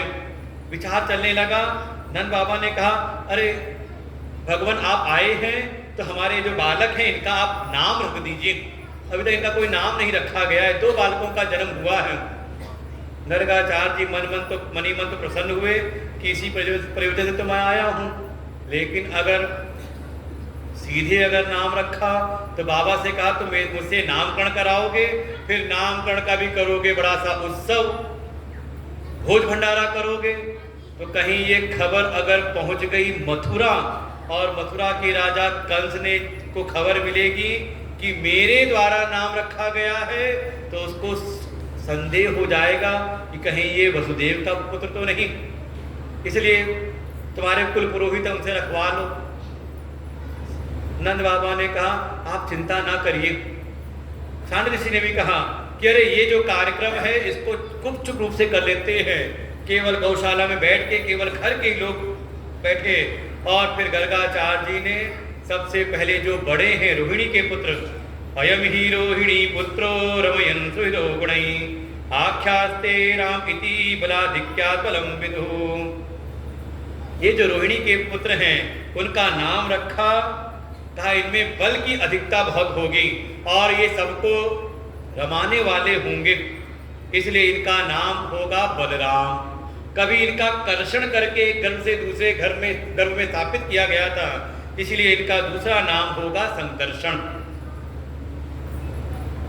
इसके बाद यशोदा जी की गोद में जो लाला है उनको देखा, उनकी तो जैसे समाधि लग गई कि धन्य है यशोदा, धन्य है नंद राय जी, जिनके यहाँ साक्षात स्वयं परमात्मा ही आकर के पीड़ा कर रहे हैं। आसन वर्णात्रयो ह्यस्य गृहतो अनुयुगम तनु शुक्लो रक्त तथा पीता इदानीं कृष्णां गतः। गर्गाचार्य जी ने कहा, हे नंद बाबा, ये जो आपके घर में आए हुए हैं ये तो हर युग में आते हैं, कभी शुक्ल वर्ण में, कभी रक्त वर्ण में, कभी पीत वर्ण में। इदानीं कृष्णां गताः, इस बार आए हैं श्याम वर्ण में, कृष्ण वर्ण में आए हैं, इसलिए इनका नाम होगा कृष्ण। कर्षति इति कृष्ण, जो अपने भक्तों के हृदय का कर्षण कर ले, ऐसे इनका नाम होगा कृष्ण। कभी इनका जन्म, ये कभी आए थे वसुदेव जी के यहाँ भी, इसलिए इनका नाम होगा, दूसरा नाम होगा वासुदेव। बोले वासुदेव श्री कृष्ण भगवान की। इनके गुण कर्म तो अनेकों होंगे, इनके अनेकों नाम होंगे जिसका वर्णन कर पाना संभव नहीं। ऐसे भगवान का नामकरण हुआ और फिर धीरे धीरे भगवान बड़े हुए, थोड़ा महल के बाहर गोकुल की गलियों में भी निकलने लगे। और फिर गोकुल में भगवान की बाल क्रीड़ाएं होती हैं, जिसमें सबसे प्रसिद्ध है माखन चोरी की लीला। भगवान के बहुत सारे मित्र हो गए, सखा बन गए, श्रीदामा, भद्र, तोक, परुथक, सुबल, मनसुका इत्यादि बहुत सारे भगवान के गोप सखा बन गए और उनके साथ भगवान गोकुल की गलियों में क्रीड़ा करते हैं। और उसमें मुख्य लीला है माखन चोरी की लीला। वत्सान मुंचन क्वचित समय क्रोध संजात हास सेयम स्वादुपय कल्पितैस्ते योगै मरकान भोक्षण विजति सचेनाति भाण्डं भिनत्ति द्रव्यालाभे सगृह कुपितो यातु क्रोशतो कान। भगवान जाकर के माखन चोरी करते हैं, लेकिन भगवान भी केवल उसी के यहाँ जाते हैं जो गोपी हृदय से चाहती है कि कन्हई आज मेरे यहाँ आकर के माखन खाएं, माखन का भोग लगाएं। भले ऊपर से उलाहना देती जाकर के यशोदा को, अरे यशोदा तेरा लाला देखो बड़ा उत्पाती है, चोरी करने लगा है। अरे एक समय तो झुंड की झुंड गोपियां एक साथ समूह में गई नंद राय के घर पर और यशोदा मैया को तो जो उलाहना देना शुरू किया। अरे मैया तुझको कुछ खोज खबर है, तुझको कुछ अपने लाला की, तू यहाँ बैठी पड़ी रहती है महारानी के जैसे। ये तेरा लाला उत्पाती हो गया है, ये बिगड़ गया है। और बिगड़ा क्या, खुद तो बिगड़ा ही, हमारे भी बच्चों को बिगाड़ रहा है। इसने मंडली बना रखी, गली गली घूमता रहता है। मैया ने कहा अरे ऐसा क्या हो गया। एक गोपी ने कहा ये इतना उत्पाती है कि ये आता है हमारे गौशाला में, गोष्ठ में आकर के किसी भी समय असमय ही आकर के हमारे बटनों को खोल देता है। और जब हम जाती हैं गाय दूने तो हमें छटाक भर भी दूध नहीं मिलता। मैया ने कहा मेरे लाला का जन्म ही इसीलिए हुआ है, वो सबके बंधन खोलने के लिए आया हुआ है। संतों ने कहा देखो भगवान का यही स्वभाव है, जिस पर रीझ जाए ना तो ज्यादा विचार उचार नहीं करते। वो भक्त का पक्ष लेकर के वत्सान मुंचन कुछ समय का किसी समय भी उसको बंधन से मुक्त कर देते हैं। कोई शरण में आए तो मैया ने कहा अरे मान लो ऐसे आके खोल देता है वशों को, तो कभी पकड़ करके थोड़ा गुस्सा कर दिया कर, गुस्से में इसको थोड़ा डांट दिया करो तो ये डर जाएगा, दोबारा नहीं करेगा। गोपी ने आके कहा मैया सब करके देखा, आया एक दिन इसको मैंने पकड़ा और आंखें लाल करते हुए इसको क्रोध में खूब डांट फटकार लगाई। तू कहती डर जाएगा, डरना तो दूर ये तो खिलखिला के हंसने लगता है और उसकी हंसी में ऐसी माधुरी रहती है कि हम अपना गुस्सा ही भूल जाती हैं। हे गोपी आई, चलो ये सब तो कोई बात नहीं, कुछ खबर है ये तेरे लाला को चोरी की लत लग गई है। ये घर घर जा करके माखन चोरी करता है, दूध दही की चोरी करता है। मैया ने कहा अरे बालक है, खेलते हैं, भूख लगती होगी खा लेते हैं। जैसे घर में आके आपका बच्चा अपने दो मित्रों के साथ आके खेले, आप घर में हो नहीं, खेलते खेलते भूख लगी, इन बच्चों को भर्ती कर लो, यही बैठा लो आगे। किसके बच्चे हैं ये? इनको पकड़ के बंद करो, जाओ भाई हमारे जो मुखिया हैं कहोगे आप गुरुकुल वाले, पकड़ो इसका मुंडन कराओ, इनका मुंडन करा के छुट्टियां बनाओ और विद्यालय में भर्ती करो। पकड़ो जल्दी, पकड़ो, जा रहे हैं, जल्दी जल्दी पकड़ो, जल्दी पकड़ो, हाँ पकड़ो इसको, मुंडन कराओ इसका जल्दी से, छुट्टियां बनाओ, इसी छुट्टियां इनकी सबकी। सत्संग में आके बात कर रहे, देखो हमारे बच्चे बैठे चुपचाप बैठे हुए हैं, पहले ये भी ऐसी बात करते थे। हाँ दोनों बैठ के सोफे मस्ती कर रहे हैं। 2 बच्चों का और नाम लिखो रजिस्टर में, 2 विद्यार्थी और बढ़ गए। अब जो बात करेगा, जिसकी आवाज आएगी उसको पकड़ के ही रख लेंगे, यहीं आगे बैठाएंगे, फिर आगे लाइन से बैठो, मुंडन करा के छुट्टियां हो जाएगी बड़ी सी, त्रिपुर लगा करके बढ़िया दबाएंगे, पैर पैर छुएंगे, फिर तुम्हारा भी कोई डांटेगा भी नहीं।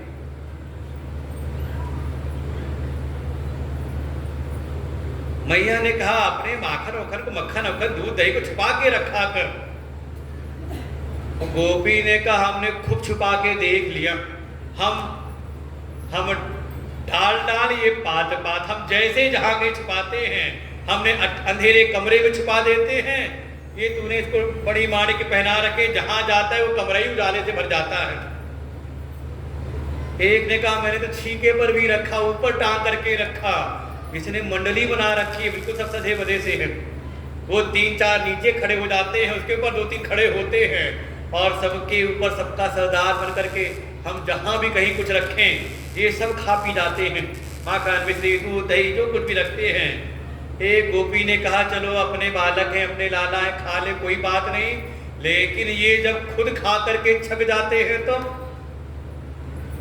तो इनकी इसकी एक आवाज पे सैकड़ों बंदर इकट्ठे हो जाते हैं, बचा कुचा दूध दही माखन मिश्री ये बंदरों को खिला देते हैं।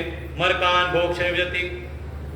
एक गोपी आई तो मैया ने कहा तेरे यहाँ तो गोरस होता है, तू क्या ही शिकायत करने। उसने कहा सुन तो ले मेरी बात, ये किसी घर में पहुंच जाए, मंडली के साथ पहुंचती इसकी मंडली, और पूरा घर छानने के बाद भी अगर इनको गोरस दूध दही माखन इत्यादि ना मिले तो ये बड़े क्रोधित होते हैं। रोज इनको बड़ा क्रोध आता है कि ये गोकुल में मरघट में आ गए हम सबके सब, जहाँ छटांग पर भी दूध दही नहीं, तो वहां कहीं ना कहीं मलमूत्र करके चले जाते, गंदा करके घर को। एक आई, अरे यशोदा तेरा लाला क्या कहूं इतना उत्पाती है, एक दिन आया मेरे घर, ढूंढ डाला, जब कुछ नहीं मिला तो चिढ़ करके उसी बगल के कमरे में लाली सो रही थी, लड़की मेरी सो रही थी, वो गया, उसकी चुटिया लंबी चुटिया उसके खटिया में बांध दिया और कान में जोर से हू करके आवाज लगाई। अरे वो आवाज सुन करके वो लाली तो खड़ी उठने को हुई, उसको लगा चुटिया बंधी थी, अरे मैया बचाओ, हाउ ने पकड़ लिया, हाउ ने पकड़ लिया। मैं आई बाहर से देखा तो तेरे लाला को मंडलीदार भागते हुए जाके लाली को चुप कराया, अरे चुप हो जा, चुटिया उटिया खोली, ये कोई हाउ नहीं, यशोदा का हाउ घूम रहा है गली गली में। ऐसे ऐसे सारी गोपियां आकर के उलाहना देती हैं। उलाहना ऊपर मन से, हृदय का भाव तो यही है कि कन्हई मेरे घर आकर के माखन का भोग लगाएं।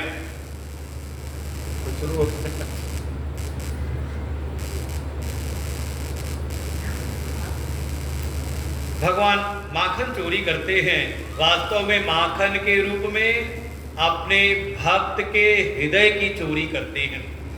संत हृदय नवनीत समाना, कोई ऐसा साधक, कोई ऐसा भक्त हो जो अपनी साधना से, अपनी भक्ति के द्वारा अपने हृदय को निर्मल करे, बिल्कुल माखन के जैसा कोमल बना ले, ऐसा कहीं हृदय हो तो भगवान कहते हैं उसको मैं बलात् स्वीकार करता हूँ। कैसा भी हो, यहाँ भगवान की माखन चोरी की लीला हुई। एक दिन भगवान ने सोचा ये सब बड़ी उलाहना देते हैं, उठाया एक मिट्टी का ढेला, मिट्टी खा ली। सखाओं ने जाके मैया को खबर दी, ये कन्हई देखो मान नहीं रहा, मिट्टी खा रहा है। मैया ने उठाई छड़ी और आ करके कन्हई की को पकड़ा, कस्मान विपदान आत्मन, क्यों रे ठीक तूने मिट्टी खाई। मैया को देख करके गुस्से में हाथ में छड़ी भी है, लगा कि आज तो बढ़िया कुटाई उटाई होगी। बचने के लिए जैसे बच्चे होते डर करके झूठ बोलते हैं, भगवान ने बिल्कुल साफ साफ झूठ बोला। श्री कृष्ण उवाच नाहम भक्षितवान अम्ब सर्वे मिथ्या विशंसिन। मैया ने कहा तूने मिट्टी खाई? कन्हैया कहते ना अहम भक्षितवान अम्ब, अरे मैया मैंने मिट्टी नहीं खाई। मैया ने कहा तेरे सब सखा कह रहे हैं, सब ये दाऊ कह रहे हैं तूने मिट्टी खाई।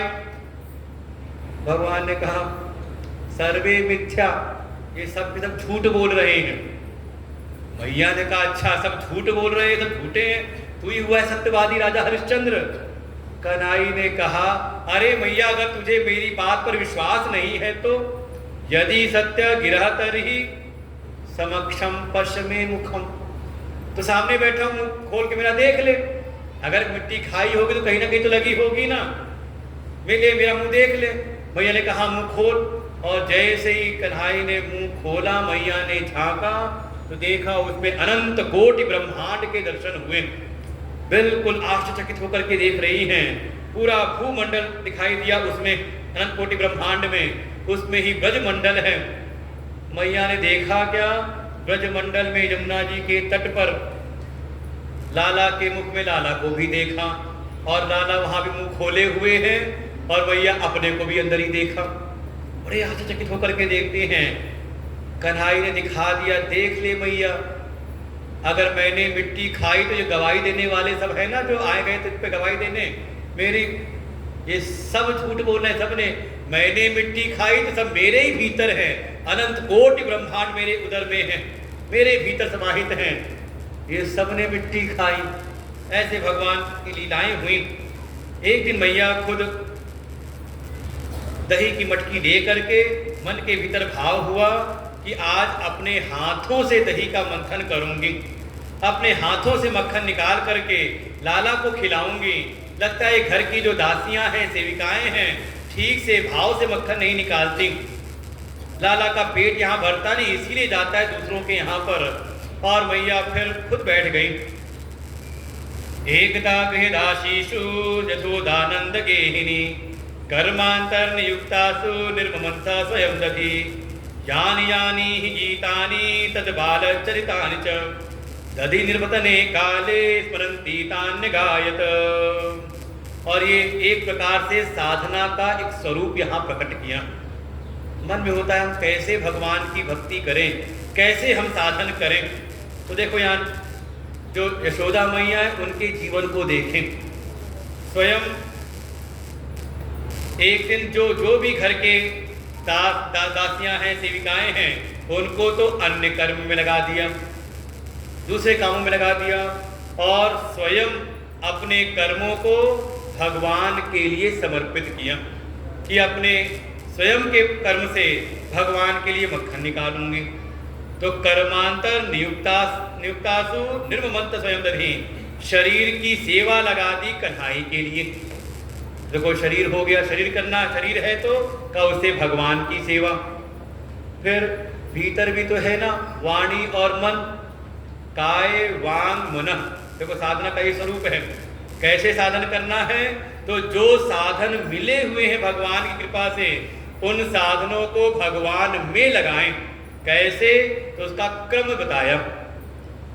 पहला साधन है शरीर काया, दूसरा है वाणी, और तीसरा है भीतर मन। तो काय वांग मनः कार्यमुत्तमम पूजनम जपस चिंतनम क्रमात्। ये क्रम से साधनों में इन साधनों को लगाना चाहिए। शरीर से भगवान की पूजा, भगवान की सेवा। वाणी से ये दही मथते मथते जो यशोदा हैं अपनी वाणी से जो जो कन्हई की लीलाएं हुई हैं उनको गाती जा रही हैं, और साथ ही मन से उनका स्मरण कर रही हैं। तो शरीर से भगवान की सेवा, भगवान की पूजा, वाणी से भगवान के नाम का जप, भगवान की लीलाओं का वाचन, और मन के द्वारा भगवान का चिंतन। काय वांग मन कार्यमुत्तमम पूजनम जपस चिंतनम क्रमात् का यही साधन का स्वरूप है। और ऐसे कोई कायिक, वाचिक, मानसिक तीनों प्रकार से भगवान में समर्पित हो जाए तो जो आप्त काम हैं, जो पूर्ण काम प्रभु हैं, उनमें भी कामना उत्पन्न हो जाती है अपने भक्त का कल्याण करने की। वो जो भगवान सोए हुए थे उनको भूख लग गई, आ गए आंख मलते हुए, मैया भूख लगी है दूध पिलाओ। मैया ने कहा तेरे लिए माखन निकाल रही हूँ, बैठ अभी खिलाती हूँ। कन्हैया ने कहा नहीं नहीं, मुझको जोरों की भूख लगी है, दूध पिलाओ। तो दही मथते मथते ही अपने तनों से लगा दिया लाला को, दूध पिलाते हुए दही मथती जा रही हैं। इतने में देखा क्या, पास में ही जिस कपिला गाय का दूध पिलाया जाता था लाला को, वो दूध रखा था चूल्हे पर और उसमें उफान आया।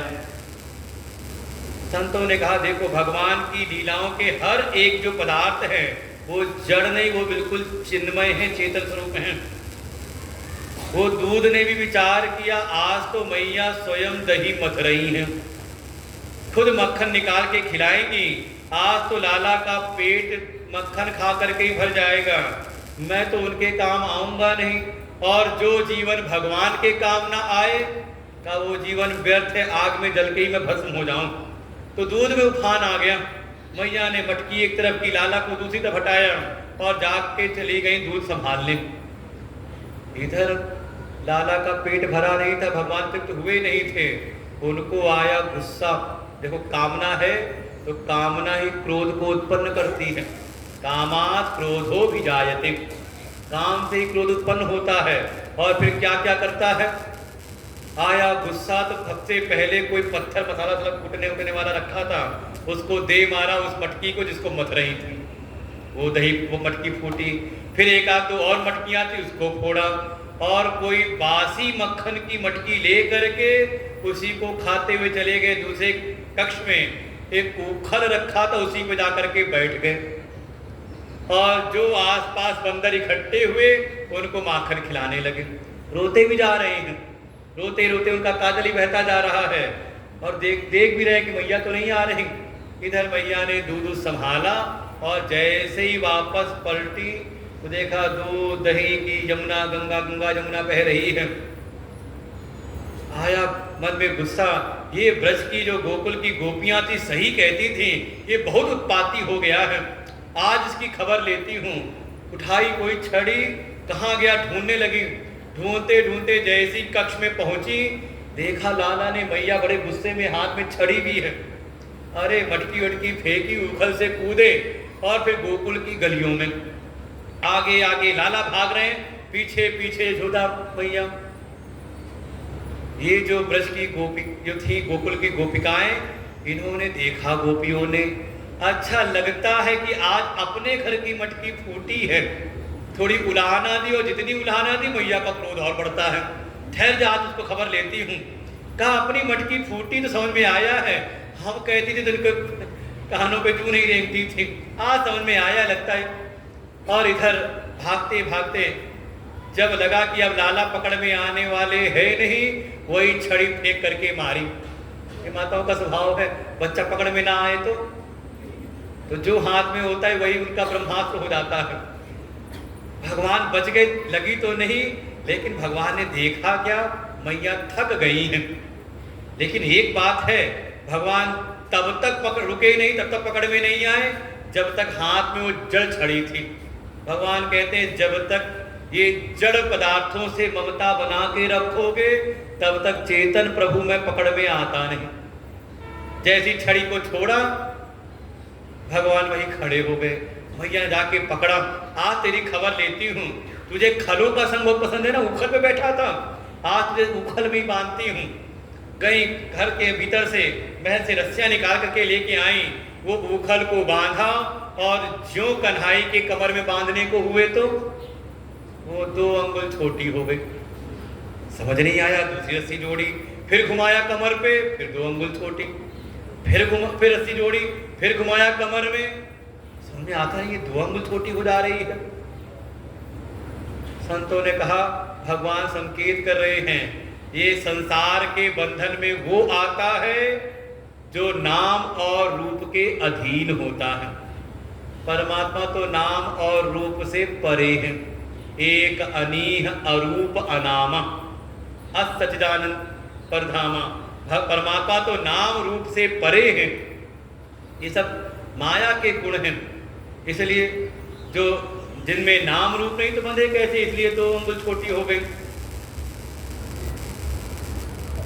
एक संत ने कहा, भगवान संकेत कर रहे हैं कि मैं तो बंधने को तैयार हूं। अहम भक्त पराधीना, मैं तो भक्त के पराधीन होता हूं, उसके वश होने को बिल्कुल तैयार रहता हूं।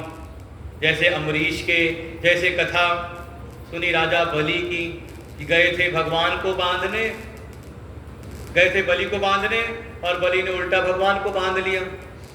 भगवान कहते हैं बंधने को तो तैयार हूं, लेकिन मेरा भक्त भी दो दोषों से रहित होकर के आए।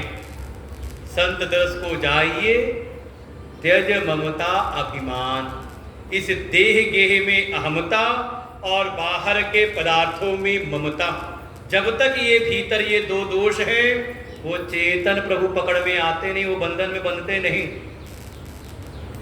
भगवान संकेत कर रहे हैं, वो आंगन में दो पेड़ खड़े, उनका उद्धार करना है। कुबेर के दो पुत्र हैं, मणिग्रीव और कुबेर के दो पुत्र अपना है खड़े हैं वहां पर, उनको उद्धार करना है। इसके लिए भगवान ने संकेत क्या लीला की, और फिर जब मैया ने थक करके अपनी चोटी में से वो बेड़ी खोली और उससे जब बांधा तो भगवान बंध जाते हैं। भगवान कहते हैं अपनेपन के भाव से, वास्तव में भक्ति कुछ और नहीं। ये जो भी हम बाहर चेष्टाएं करते हैं, क्रियाएं करते हैं, जो हम उपासना कर्म करते हैं, इन सब का फल हमारे भीतर भगवान से प्रेम बढ़े, हमारे भीतर थोड़ा भगवान से अपनापन हो, भगवान मेरे हैं और मैं भगवान का हूं, ऐसा भाव हो जाए, ये संसार के पदार्थों में अहंता ममता ना रहे, तो भगवान कहते हैं बंधने को तैयार हूं। जब मैया ने अपनेपन के भाव से बांधा तो भगवान बंध गए। मैया तो चली गई अपना घर गृहस्थी का काम देखने लगी। इधर मौका मिला, कन्हाई ने पहले ऊखल को गिराया, और वो जो दोनों पेड़ थे, नलकुबर और मणिग्रीव शापित पेड़ थे, कभी इन्होंने भी थोड़ा अहंकार किया था, देवर्षि नारद के श्राप से ये वृक्ष बने थे। श्राप मिलने के बाद जब इन्होंने प्रार्थना की, देवर्षि ने कहा श्राप से तुम पेड़ तो बनोगे, लेकिन इतना कर देता हूं कि तुम भगवान के आंगन के वृक्ष बनोगे और उनके द्वारा तुम्हारा उद्धार होगा। वही दो शापित वृक्षों का उद्धार करने के लिए भगवान ऊखल को खींच करके लाए और खुद बीच से निकल गए, और निकल करके वो फंसाया ऊखल को दोनों पेड़ों पर और जोर से झटका दिया। वो दोनों विशाल काय वृक्ष गिरते हैं और उनमें से दोनों ही कुबेर के दोनों पुत्र नलकुबर मणिग्रीव सुंदर रूप धारण करके वहां प्रकट हो जाते हैं। भगवान की स्तुति करते हुए भगवान ने सावधान किया, दोबारा अहंकार मत करना, अभिमान अहंकार मत करना। वाणी गुणानुकथने श्रवणौ कथायाम हस्तौ च कर्मसु मनस्तव पादयोर्न। उन्होंने प्रार्थना की, हे प्रभु ऐसी कृपा करिए कि ये जो हमारी वाणी है सदैव आपका गुणानुवाद करे। भाई वाणी से अगर बोलना ही है तो किसी को अपशब्द क्यों कहना, कोई गलत शब्द का उच्चारण क्यों हो।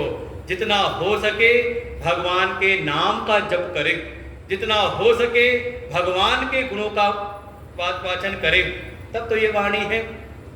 नहीं तो फिर रात में आओ हमारे आश्रम में, यहाँ रहो, रात में तो जो टर टर की आवाज आती है।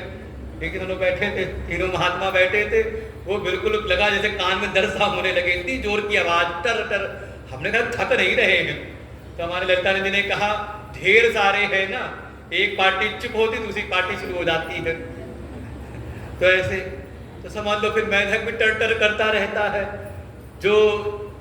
जो जिह्वा भगवान का नाम नहीं लेती, जिह्वे विवस्वावृत में तदेव गोविंद दामोदर माधवेति। वास्तव में जीवा की शोभा तब है जब भगवान के नाम का जप करे। फिर ये दो है ना, क्या है ये बिल, किसके? संसार की जो निंदा बुराई सुनते हैं इन कानों से, तो क्या है ये? अहिभवन समाना, जो केवल संसार की कटु बातें, निंदा बुराई यही सब बातें सुनते हैं, तो समझ लो उन्होंने इस कान को बना रखा है सांपों के रहने वाला बिल। यही है। इन्होंने प्रार्थना की, हे प्रभु कृपा करें, अगर कानों को कुछ सुनने को मिले, श्रवणौ कथायाम, हे प्रभु आपकी कथा हम अपने कानों से सुने, तब इस कान की शोभा है। और अगर भगवान की कथा नहीं सुनते तो केवल दुनिया की निंदा बुराई, इसने ऐसा किया उसने वैसा किया, नेताओं की डिबेट बैठ के सुनते रहे, केवल मार धाड़ की बात, दुनिया भर की बुराइयों की बात, तो समझ लो फिर ये जहर भर रहे, जहर वाला सांप भीतर जा रहा है। हस्तौ च कर्मसु, हे प्रभु हाथ अगर कुछ करें तो आपकी सेवा में लगे, थोड़ा आपकी सेवा हो, आपकी पूजा इन हाथों से हो। पैर अगर चले तो आपके दर्शन के लिए, ये मस्तक अगर झुके तो प्रभु आपके चरणों में, आपके सदृश जो संत हैं भक्त हैं उनके चरणों में ये झुके। भगवान ने तथास्तु कृपा की उन पर, और दोनों अपने पिता के दिव्य लोक को गए। एक समय एक फल बेचने वाली आई, भगवान ने उन पर भी कृपा की, लेकिन ये जब दोनों पेड़ गिरे और बाद में बाबा आए, सब आ गए वहां पे इकट्ठा हुए। बाबा ने देखा मैया ने बांधा था, बाबा आके बंधन खोलते हैं। मैया को दिया, मैया लेके गई अपनी गोद में, लेकिन वो जो कमर पे रस्सी बंधी थी ना और खींचातानी हुई, वो झटका दिया, तो जो कमर में रस्सी बंधी थी तो रस्सी को कहते हैं दाम। उस रस्सी के खिंचाव से भगवान के उदर पर, कमर के ऊपर उसका एक निशान बन गया और भगवान का नाम हो गया दामोदर। लेकिन इधर पंचायत बैठी, सारे जितने भी श्रेष्ठ गोप लोग हैं सब बैठे, सबने विचार किया, देखो आए दिन हमारे लाला के ऊपर कोई ना कोई उत्पात होता है, ये तो भगवान की कृपा है कि कभी कोई अनिष्ट नहीं हुआ। लेकिन अब यहाँ रहना ठीक नहीं, जहाँ हमारे लाला के ऊपर कोई संकट आए वहाँ हमें नहीं रहना। सबने विचार किया, चलते हैं पास में ही एक वन है, वनम वृंदावनम नामा पशव्यम नवकाननम, जहाँ नए नए वृक्ष हैं, कोकले हैं, अलग बृहस्पति वहाँ वनस्पतियाँ हैं, हम सब चल के वहीं पर निवास करते हैं। अरे वहाँ तो गोवर्धन जी हैं, वहाँ नए नए सरोवर हैं, कुंड हैं, हम सब चल करके वहीं पर निवास करते हैं। और सब ने अपने घर गृहस्थी की सामग्री को बैलगाड़ियों पर रखा और सब चल पड़े वृंदावन की ओर। श्री कृष्ण गोविंद हरे मुरारी, हे नाथ नारायण वासुदेव।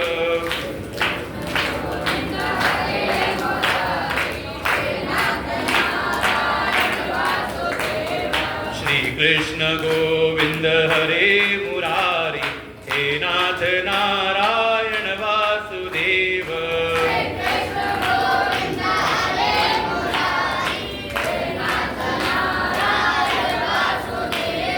श्री कृष्ण गोविंद हरे मुरारी, हे नाथ नारायण वासुदेव।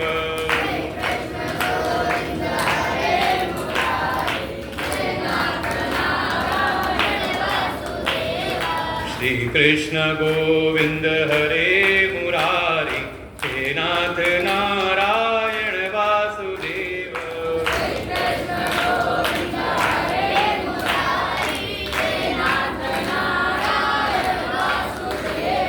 श्री कृष्ण गोविंद हरे मुरारी, हे नाथ नारायण वासुदेव।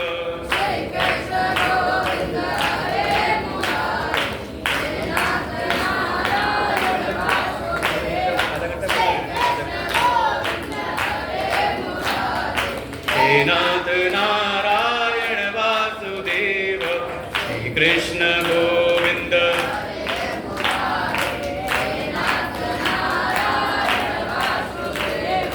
हरे राम राम राम हरे हरे, हरे कृष्ण कृष्ण कृष्ण हरे हरे।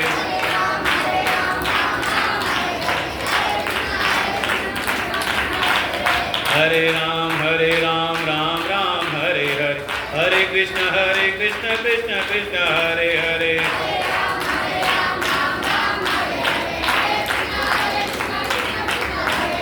हरे राम राम राम हरे हरे, हरे कृष्ण कृष्ण कृष्ण हरे हरे।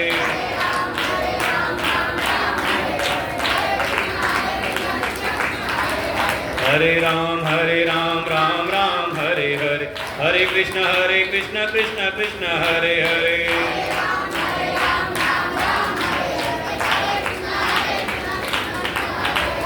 हरे राम राम राम हरे हरे। हरे कृष्ण कृष्ण कृष्ण हरे हरे।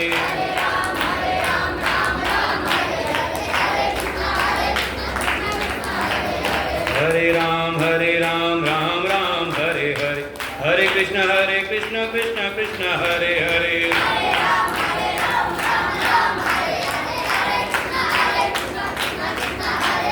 प्रेम तुलसीदानंद भगवान की, श्रीमद्भागवत भगवान की, वृंदावन बिहारी लाल की, महामुनि सुखदेव भगवान की। वृंदावनम गोवर्धनम यमुना पुलिनानि च वीक्षासित उत्तमा प्रीति राम माधवयो निप। और जब बंदा वृंदावन की ओर चलने लगते हैं, वृंदावन में प्रवेश किया, भगवान श्री कृष्ण बलराम जी, इनके हृदय में तो प्रीति उत्पन्न हुई। यही गोवर्धन जी विराजमान हैं। यही पास में ही एक गांव है, नाम है बरसाना, जहां वृषभानुजु और कीर्तिराज जी के यहाँ पर भगवान की आह्लादनी शक्ति राधा जी का प्राकट्य हुआ है। और जैसे भगवान का संकल्प कि अब यहाँ से अब बाल लीलाएं नहीं, माखन चोरी की लीला नहीं, यहीं पर विश्राम दिया, और यहाँ से भगवान की माधुर लीला प्रारंभ होती है, प्रेम लीला यहाँ पर प्रारंभ होती है।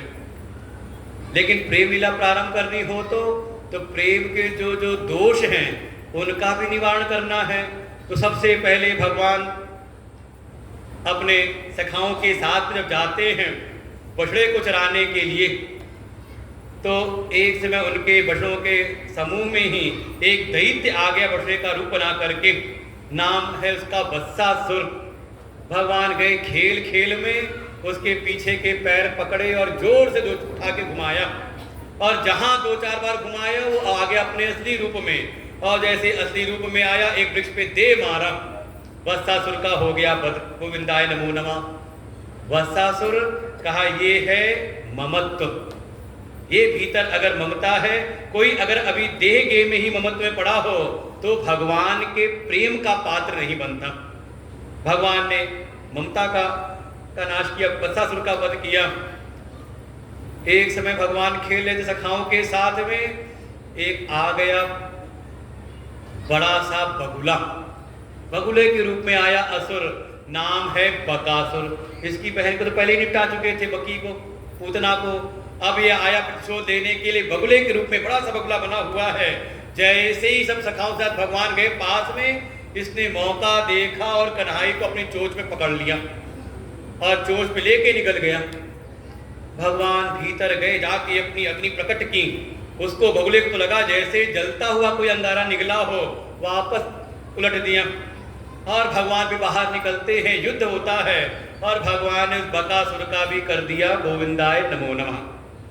बकासुर का वध। बकासुर माने, अच्छा मान लो आपका नाम पुकारे और आपकी महिमा में कहें, अरे ये हमारे क्षेत्र के बगुला भगत हैं, खुश हो गए कि नहीं? बगुला माने तो समझ, बोले गुरुदेव भगवान की जय। श्री कृष्ण गोविंद हरे मुरारी, हे नाथ नारायण वासुदेव। श्री कृष्ण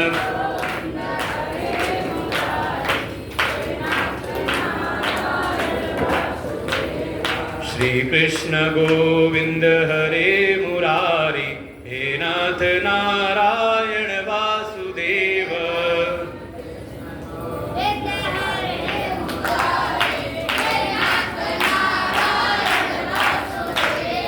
बोले सच्चिदानंद भगवान की, श्री राधा कृष्ण भगवान की, श्री सद्गुरुदेव भगवान की। सवई बको नाम महान असुरोपक रूप धिक, वो बगुले के रूप में आया, भगवान ने उसका भी किया वध। बकासुर का बकासुर है दंभ का स्वरूप, भीतर कुछ और बाहर कुछ और। होता तो नहीं है ऐसे? कोई सामने आया और फूटी आंख नहीं सुहाया, लेकिन कहा रे हम अभी आपका ही ध्यान कर, आप ही की चर्चा कर रहे थे। मान लो सामने पूछ ले क्या चर्चा कर रहे थे, तो भीतर तो भाव है नहीं। इसी को कहा दम्भ, भगवान को दम्भ प्रिय नहीं, भगवान को दिखावा प्रिय नहीं, भीतर के भाव को भगवान देखते हैं। ऐसी कुछ दिन और लीला हुई, भगवान के सामने एक आया अघासुर अजगर के रूप में, भगवान ने उसका भी वध किया। अघासुर कहा ये जो पाप वासनाएं हैं, पाप वृत्तियां हैं, यही है अघासुर। भगवान ने उसका वध किया। भगवान थोड़े बड़े हुए, 6 वर्ष के लगभग हुए। एक समय भगवान ने बांसों के झुरमुट से एक बांस काटा, उसको अग्नि में तपाया, उसमें छिद्र किए और फिर भगवान वेणु वादन करते, बांसुरी बजाते हैं। और भगवान की जो बांसुरी है उसकी माधुरी ऐसी कि जो चेतन है वो स्तब्ध हो जाते हैं, जड़वत हो जाते हैं, और जो जगत के जड़ हैं कहा वो चेतनवत हो जाते हैं। ऐसी भगवान की बांसुरी की मधुरता। एक समय भगवान के सखा आए उनके पास में, कहा अरे कन्हई, ये पास में श्री रामा नाम गोपालो राम केशव यो सखा। कोई और श्री रामा आए पास में, अरे कन्हई ये पास में बहुत बढ़िया एक वन है जहाँ ताल के वृक्ष हैं, उसके बड़े मधुर फल होते हैं। भगवान ने कहा जाओ तोड़ करके ले आओ, सब खाते हैं। श्री रामा ने कहा अरे कन्हई वहाँ का एक रक्षक है, रखवाली करता है, और वो ऐसा है कि ना तो खुद खाता है वहाँ के फलों को, और कोई जाए तो उसको खाने भी नहीं देता। भगवान ने कहा फिर गधा होगा, फिर गधा धेनुकासुर, जो ना खुद खाए और ना किसी को खाने दे। क्या है? कहा परिग्रह की वृत्ति, संग्रह परिग्रह की वृत्ति जब बहुत ज्यादा मन में बैठ जाती है तो फिर वो भगवान की भक्ति में नहीं आता, फिर उसका मन भगवान में कम लगता है। ये जितना संग्रह परिग्रह बढ़ा रखा है, दिन रात उसी को बनाए रखने का चिंतन करता रहता है। भगवान कहते ये संग्रह परिग्रही भाव विचार वाला कोई है तो मुझको प्रिय नहीं। भगवान ने धेनुकासुर का वध कराया। एक दिन भगवान ने अपने सखाओं के साथ में एक खेल खेला। श्री रामा लेकर के आए अपनी गेंद, भगवान की ओर फेंकी और भगवान के हाथ में मजबूत सा एक डंडा था, वो दे मारा उससे और गेंद गई बाउंड्री के पार सीधे काली देह में। यमुना जी के ही एक स्थान पर रहने लगा था, निवास कर रहा था काली नाग अपने परिवार के साथ में, और उस काली नाग के विष के प्रभाव से वो पूरा जो यमुना जी का जो जल है उस क्षेत्र का इतना विषैला हुआ कि कोई पशु जा करके अगर उसका जल पी ले तो मर जाता है, और इतना तक कि उससे उड़ने वाली भाप में भी अगर कोई पक्षी आ जाए तो वो भी मूर्छित होकर के उसमें गिर पड़ता है। भगवान ने कहा मेरी यमुना जी हैं, ये अशुद्ध रहें, ऐसी विषैली हो। कहा ठीक नहीं। अपने यमुना जी को शुद्ध करने के लिए भगवान ने उस दिन वही पीड़ा की, गेंद मारी सीधे गई काली देह में। अब तो सीधामा अड़ गए, कहा अरे मेरी ये गेंद तूने वहां क्यों मारी, जा ले करके आप मुझको वही गेंद, मेरी गेंद। कन्हई ने कहा चल मेरे घर में, एक गेंद के लिए रो रहा है, 2 4 10 जितनी गेंद चाहिए ले लेना। वो सीधामा अड़ गए, कहा नहीं मेरी प्रिय गेंद थी, वही गेंद चाहिए मुझको। कन्हई ने बार बार कहा, जब जिद की किसी रामा ने नहीं मेरी वही गेंद चाहिए। कन्हई ने कहा ठीक है रुक बैठ, मैं भी लाता हूँ गेंद। और फिर एक वृक्ष जिसकी डाल जा रही थी यमुना के उस काली देह के ऊपर, भगवान चढ़ने को हुए कूदने के लिए, सीधामा कहता अरे नहीं कन्हई रुक जा, उसको गेंद नहीं चाहिए, मैं तो खेल कर रहा था। कन्हई ने कहा नहीं तुझको जिद करने आती, मैं भी बहुत जिद्दी हूँ। और भगवान सीधे जाकर के कूदते जहां पर वो काली नाग अपने परिवार के साथ रह रहा था। जैसे ही अंदर भगवान पहुंचे, वो नाग पत्नियों ने देखा इतना सुंदर बालक, ये क्या करने आया यहाँ पर। समझाती अरे बालक तुम यहाँ क्या करने आ गए, अगर भूले भटके आ गए जल्दी से लौट जाओ, कहीं हमारे जो स्वामी हैं काली नाग उठ गए तो फिर ठीक नहीं होगा। कन्हई ने कहा बस उसी को तो देख जगाने आया हूँ, जगाने नहीं उसको बल्कि भगाने यहाँ से आया हूँ। मेरी पूरी यमुना जी के जल को दूषित कर रखा है। जब ऐसा कोलाहल शोर हुआ, काली नाग जगता है, कौन है मेरी निद्रा को भंग करने आया है, और क्रोध में आकर के फुफकार मारी। और वो विष की ऐसी फुफकार, जो श्याम वर्ण थे भगवान हो गए बिल्कुल काले। जाके देखना तो बिहारी जी के दर्शन करना कैसे काले हैं, ऐसे भगवान हो गए। लेकिन उसके बाद युद्ध होता है, भगवान ने भी छलांग लगाई, काली नाग के जो सैकड़ों फन हैं उस पर जाके चढ़ जाते हैं, और जो फन उठाता है भगवान उसी फन के ऊपर प्रहार करते हैं।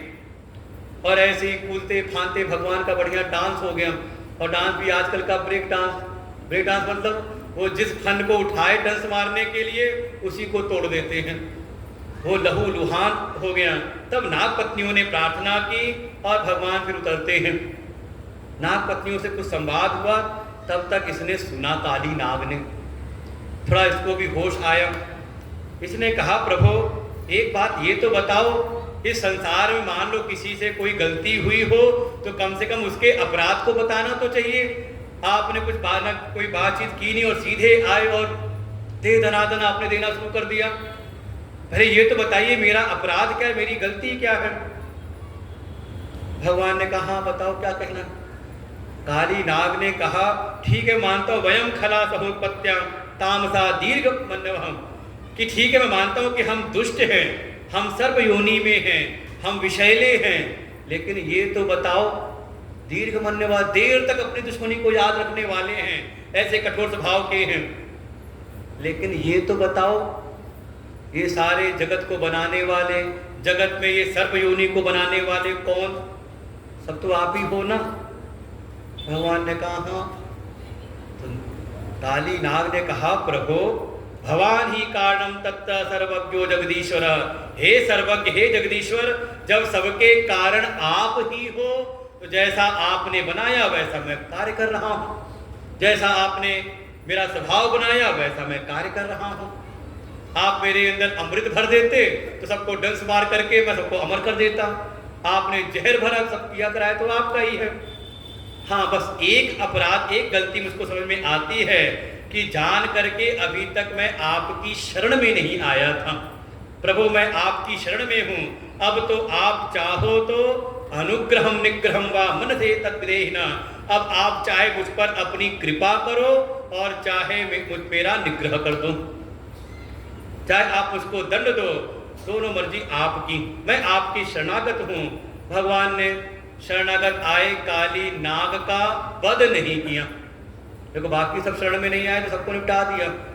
भगवान कहते हैं कोई पापी से पापी भी अगर मेरी शरण में आ जाए पश्चाताप करते हुए तो उसके सारे पापों को तत्क्षण में नष्ट कर देता हूँ।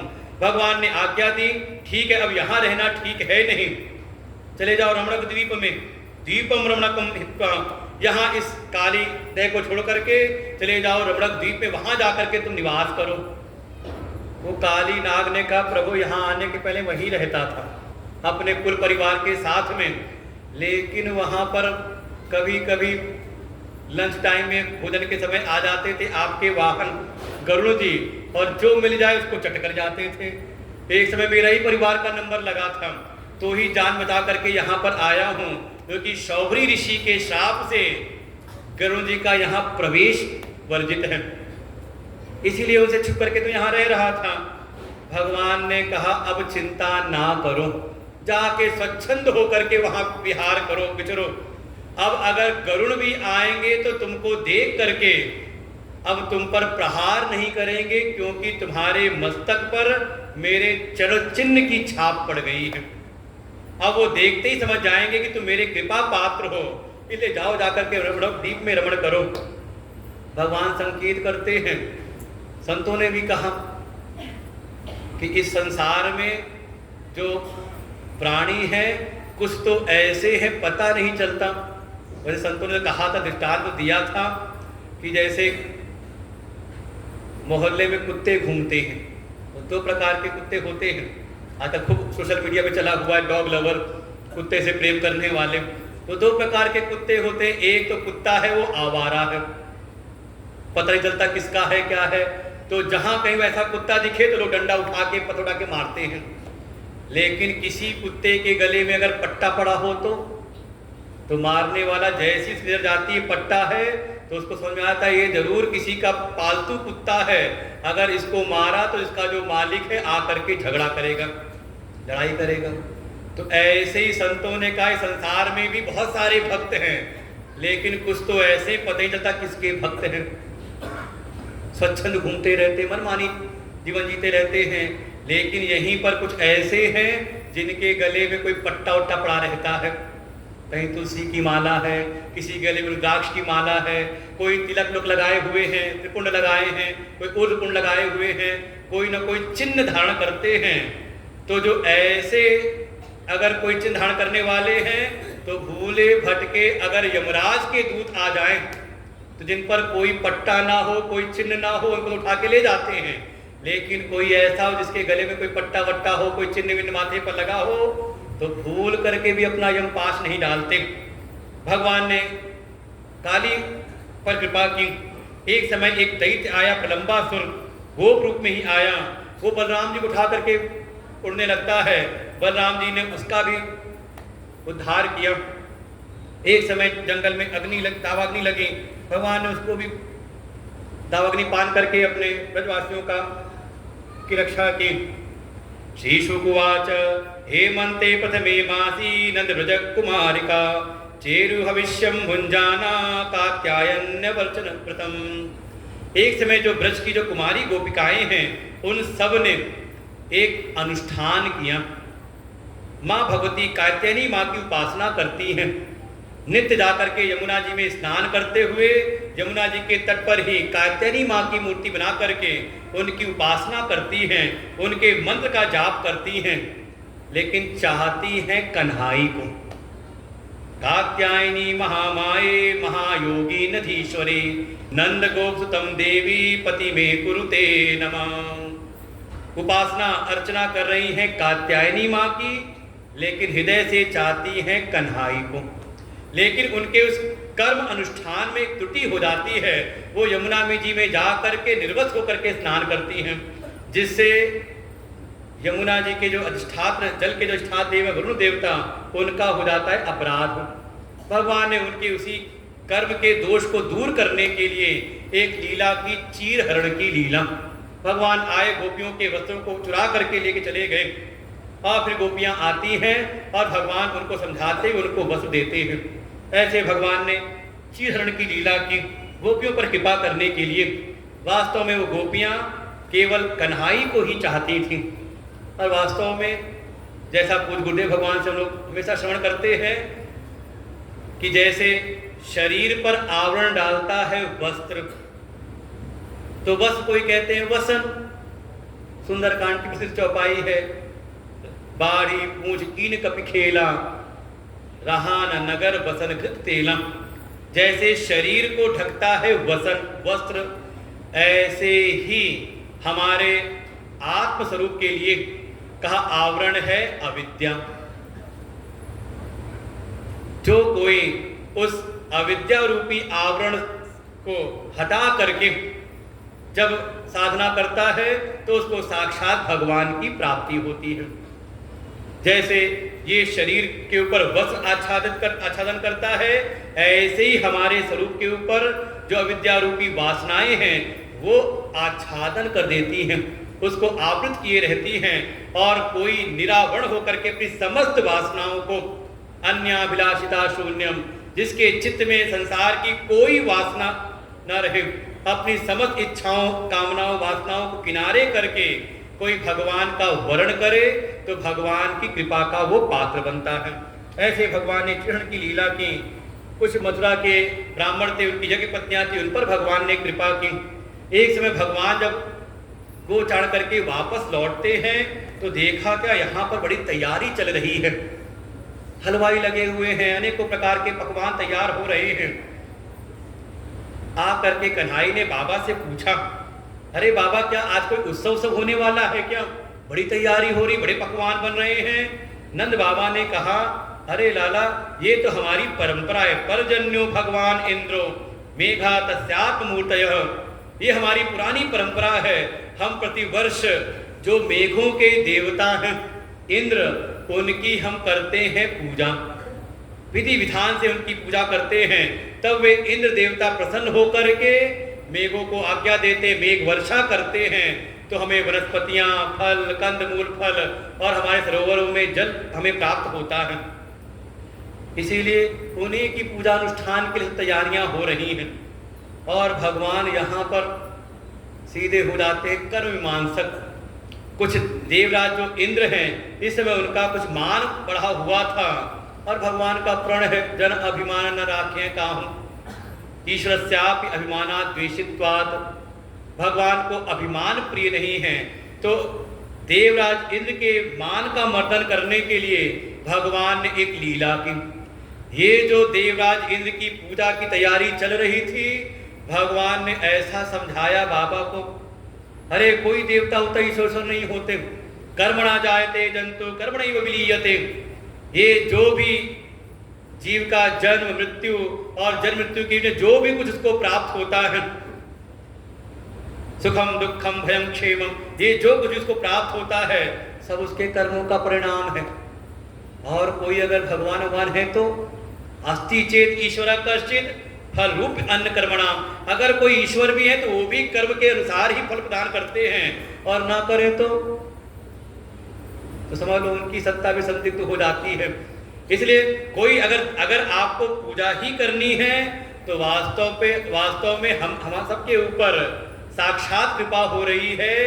ये साक्षात प्रकट रूप में विराजमान हैं हमारे गिरिराज जी, गोवर्धन जी विराजमान हैं, जिन पर हमारी गौएं चलती हैं, उनको वनस्पतियां प्राप्त होती हैं, वहाँ जो कुंड है, सरोवर हैं, उनसे हमें जल की प्राप्ति होती है, हमें कंद मूल फल अन्न इत्यादि सब कुछ वहाँ से प्राप्त होता है।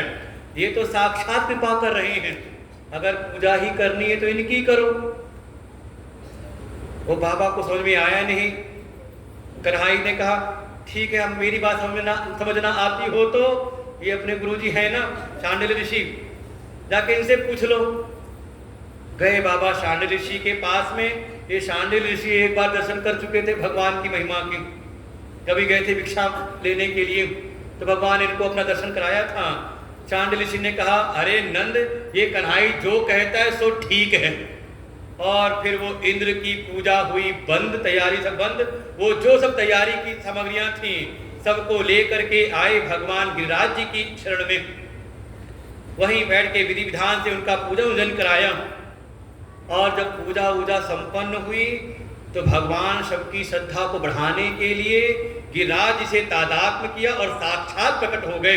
बोले गिरिराज भगवान की साक्षात प्रकट हो गए। जितने वो 56 प्रकार के वो सब भोग लगाए गए थे, धीरे धीरे करके भगवान सब ग्रहण करने लगे। वो जितने ब्रजवासी हैं उनकी तो हृदय की श्रद्धा ऐसी बढ़ी कि देखो सालों साल हमने पूजा की इंद्र की, कभी हमें दर्शन नहीं दिए। ये गिरिराज जी तो कितने अच्छे स्वभाव के हैं, कितने कृपालु हैं। पहली बार ही हमने पूजा क्यों निवेदित की और साक्षात प्रकट हो गए। वो श्री रामा देखता है एक बार कन्हई को, एक बार गिरिराज जी को जो प्रकट हुए हैं। कहा अरे कन्हई, ये तो बिल्कुल तेरे जैसे लगते हैं देखने को। भगवान ने लाइट काट दी, कहा कि भेद मत खोल। श्री कृष्ण गोविंद हरे मुरारी, नाथ नारायण वासुदेव।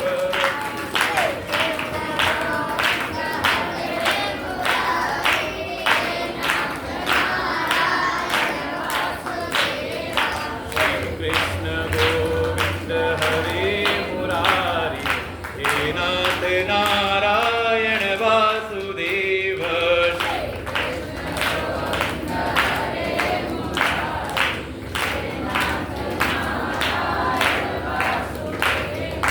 श्री कृष्ण गोविंद हरे मुरारी, हे नाथ नारायण वासुदेव।